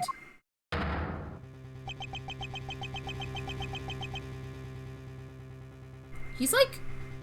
The clothes don't fit him. Only Larry could get himself into yet another mess as fine as this. But no matter what the facts seem to say, Larry is not the type to commit murder. Still, it's a rather daunting stroke of misfortune I've struck. I have to prove that Larry is innocent of all wrongdoing. Shifu! We've identified the victim! Good work. I'll take that report now. Agent Lang, would you mind if I took a peek at it as well? What did I tell you earlier, Mr. Prosecutor? Don't get in my way! There's only enough flesh here to feed one wolf, and that one is me. So no, you may not take a peek. But Agent Lang! Bad! Oh my god, it's bad! Oh my god, it's bad! Hi, Detective Bad. How have you been these past 7 years? Agent Lang, will you allow an investigator such as myself to take a look? Ah, yes, of course. You let the detective see the file. What a baddie he is! I like him. You're Detective Bad! You're the prosecutor, Mr. Edgeworth, right? God, he hasn't changed a bit. Fancy meeting you here, Detective. You weren't expecting me? Ever since that day, 7 years ago, I've chased after the Yatagarasu non-stop. I even pressured Interpol into keeping me in the loop, in case a card was ever found. What incredible dedication to the case. Detective Bad knows the Yatagarasu's MO very well. And his passion for the chase hasn't died down in these 7 long years. It's something I can respect. But Detective Bad, I must ask, are you going to make an ally out of this prosecutor? My only goal is to arrest the Yatagarasu. If you can get to the bottom of this case, then I'm willing to share info with him. I am in your debt, Detective Bad. Yeah, that's our goal, Detective Bad! About the murder of Damas II, would you be willing to fill me in on a few of the details? When the Yatagarasu showed up, Agent Lang and I took ourselves off guard duty and put ourselves in charge of directing things at this crime scene. Taking advantage of the chaos, Damas II, he broke into this embassy. Probably to steal some treasure or another. And I suppose he lost his life when he was forced to fight someone else in this room. Why exactly was that man placed under arrest, Detective? That samurai? He was born looking suspicious, but not for the reasons you suspect. I assure you. As you can plainly see, he is completely harmless. Well, it was just a random guess. It's not like he's actually under arrest. Tonight, here at the Alabastian Embassy, Ambassador Alba was to give a commemorative speech.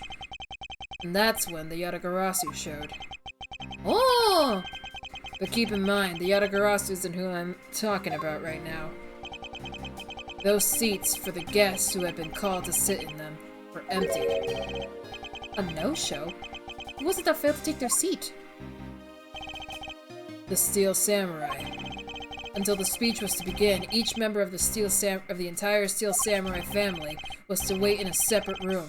However, for some weird reason, that man was spotted in a different location than his assigned room at the time. And where was he? He was on the roof, with one of his legs down the chimney. Larry! God damn it, Larry! That chimney leads directly into this room. Larry Butts! You really outdone yourself this time! What were you thinking? In any case, it's high time for me to start my investigation. Larry!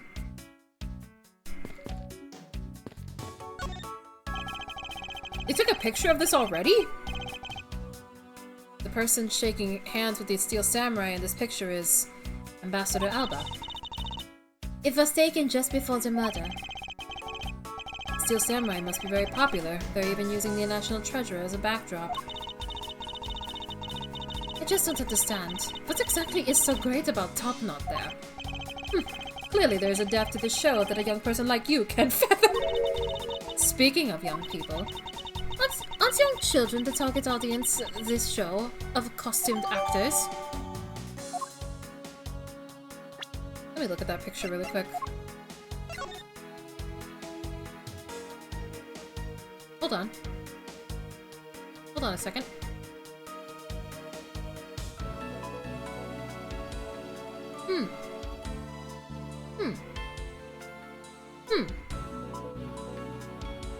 Why are the patterns so different, huh? Curious. Oh wait, I can examine the handle. No. Wait, she actually does have some things to say. Did I already examine the handle? A knife handle with a butterfly on it. I wonder where the blade that this should be attached to is. Okay.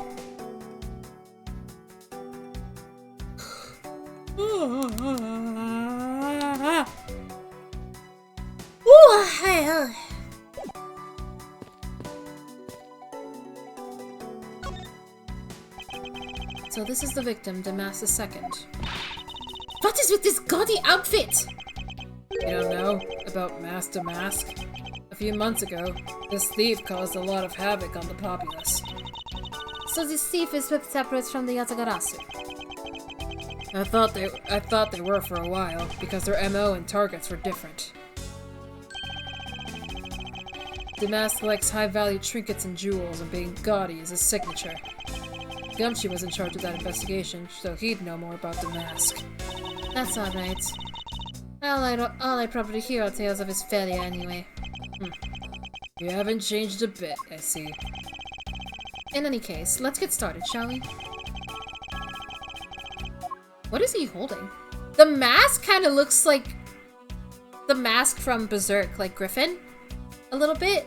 Meanwhile, the mask here looks like the little mask enemies from Mario. What is he holding? It looks like a piece of paper from a notepad.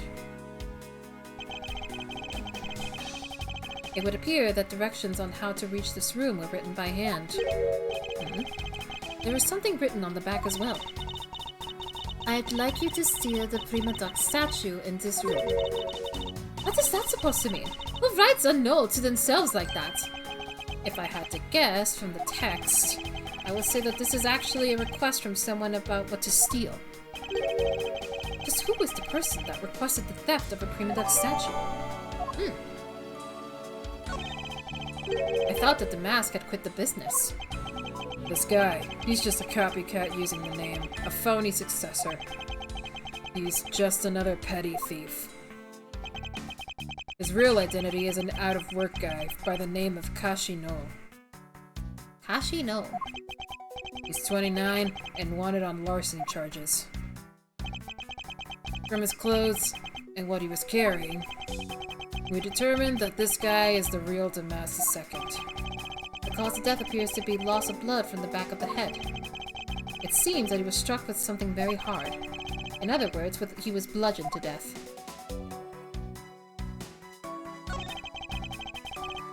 So this is the murder weapon in this case. There's blood on the blade. It's a rather sweeping sword, isn't it? What did you expect? It's Steel Samurai Daddy's secondary weapon. I only call it a secondary because although he uses a sword in most of his battles, it's his trusty samurai spear that he turns to in a real fight. You sure know quite a bit about the Steel Samurai. That's only because I saw the stage show earlier. The owner of this sword is the Steel Samurai, or in other words, Larry. I should probably ask him about it, as detrimental as it is to proving him innocent. I suppose this was the wrapping cloth Damask II used to carry stolen goods. But there's nothing wrapped in it now. I guess he never did manage to get his hands on whatever it was he was about to steal. There's not a single shred of fashion sense in Damask's costume. Well, at least I can appreciate the great effort he must have taken into making it. You two don't know? You can buy this costume almost anywhere now. It's being sold? Since when? Since around New Year's, the streets are practically flooded with them. Turns out, Damask is a lot more popular than I thought he'd be. I can't believe that foolish fool would dress in fool's clothing to act foolishly. We got your point about three foolish as back, Francisca. Okay, anything else? No, okay.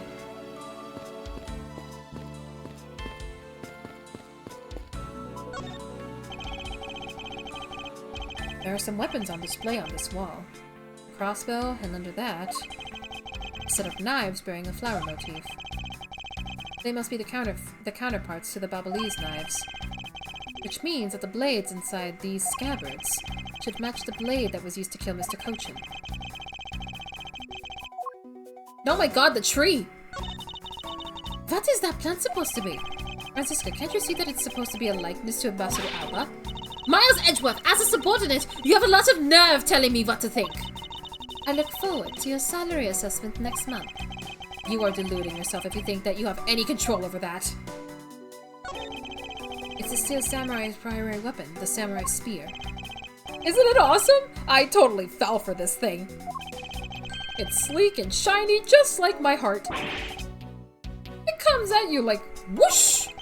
When you hold it, you just want to live life like BAM! You do well to watch what you say, Larry. Although it is just as Larry says, the spear is quite the symbol of valor. However, speaking of spears, aren't you supposed to use them by thrusting and the point towards your opponent? I'm not entirely convinced the spear was up to the task. What's wrong, Edgy? You're just staring off into the distance. Oh, I get it. Tell you what, I'll tell the studio to make you one, okay? But this one's mine. Did I say anything about wanting one? That's Shift Tree. You're right, it could be. Maybe I can shut him up if I show him the piece of evidence that will point something about the spear. Piece of evidence that points something about the spear? Oh, right!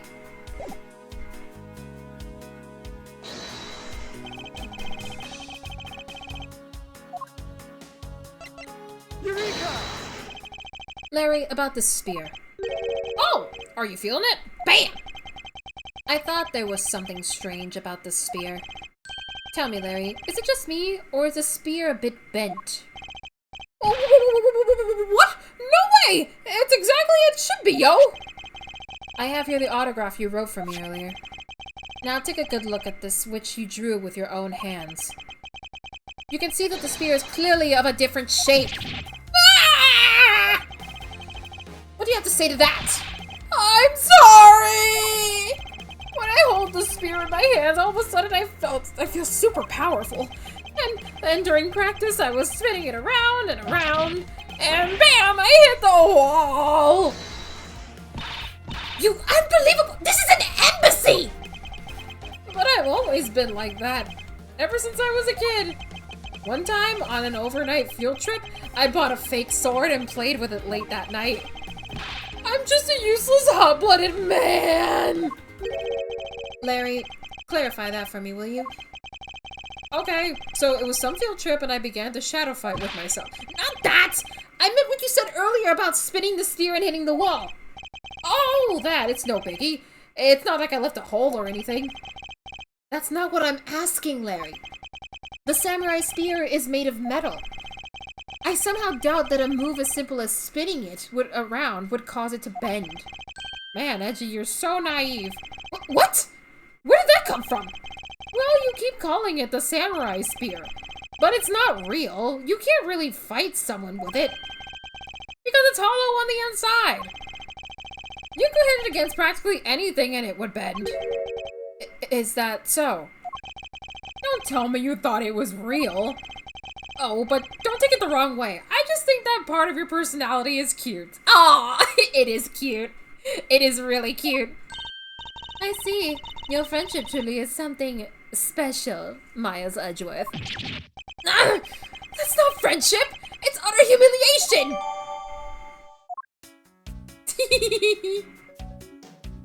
Ah. Oh my god. I have 2% battery left on my phone, so let me see if I can... No, I should probably wrap up here. But I did say I would wrap up. I'm almost hitting the 3 hour and 30 minute mark. So I wrap up here, and we can continue next time. Oh, well thank you so much everyone for stopping by. And I know this is like a guerrilla stream, like, because I didn't make a schedule, but I like doing these streams. They're fun. That said, let me see what we can raid into, and then I can go rest my throat and prepare myself mentally for what is to come later. Oh, excuse me. Let's see.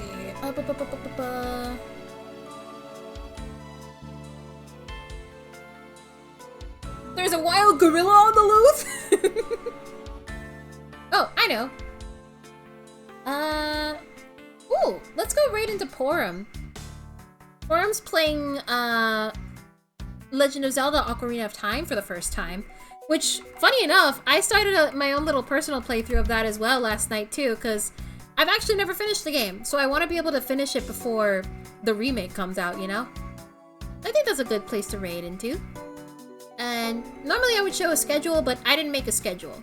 So, expect a schedule on Sunday instead, if I remember to make one. That said, thank you so much everyone for stopping by. Please take care of yourselves, go say hi to Porum, and I wish you all a good rest of your evening, and if you're watching a certain show like me, I hope you have fun! Goodbye!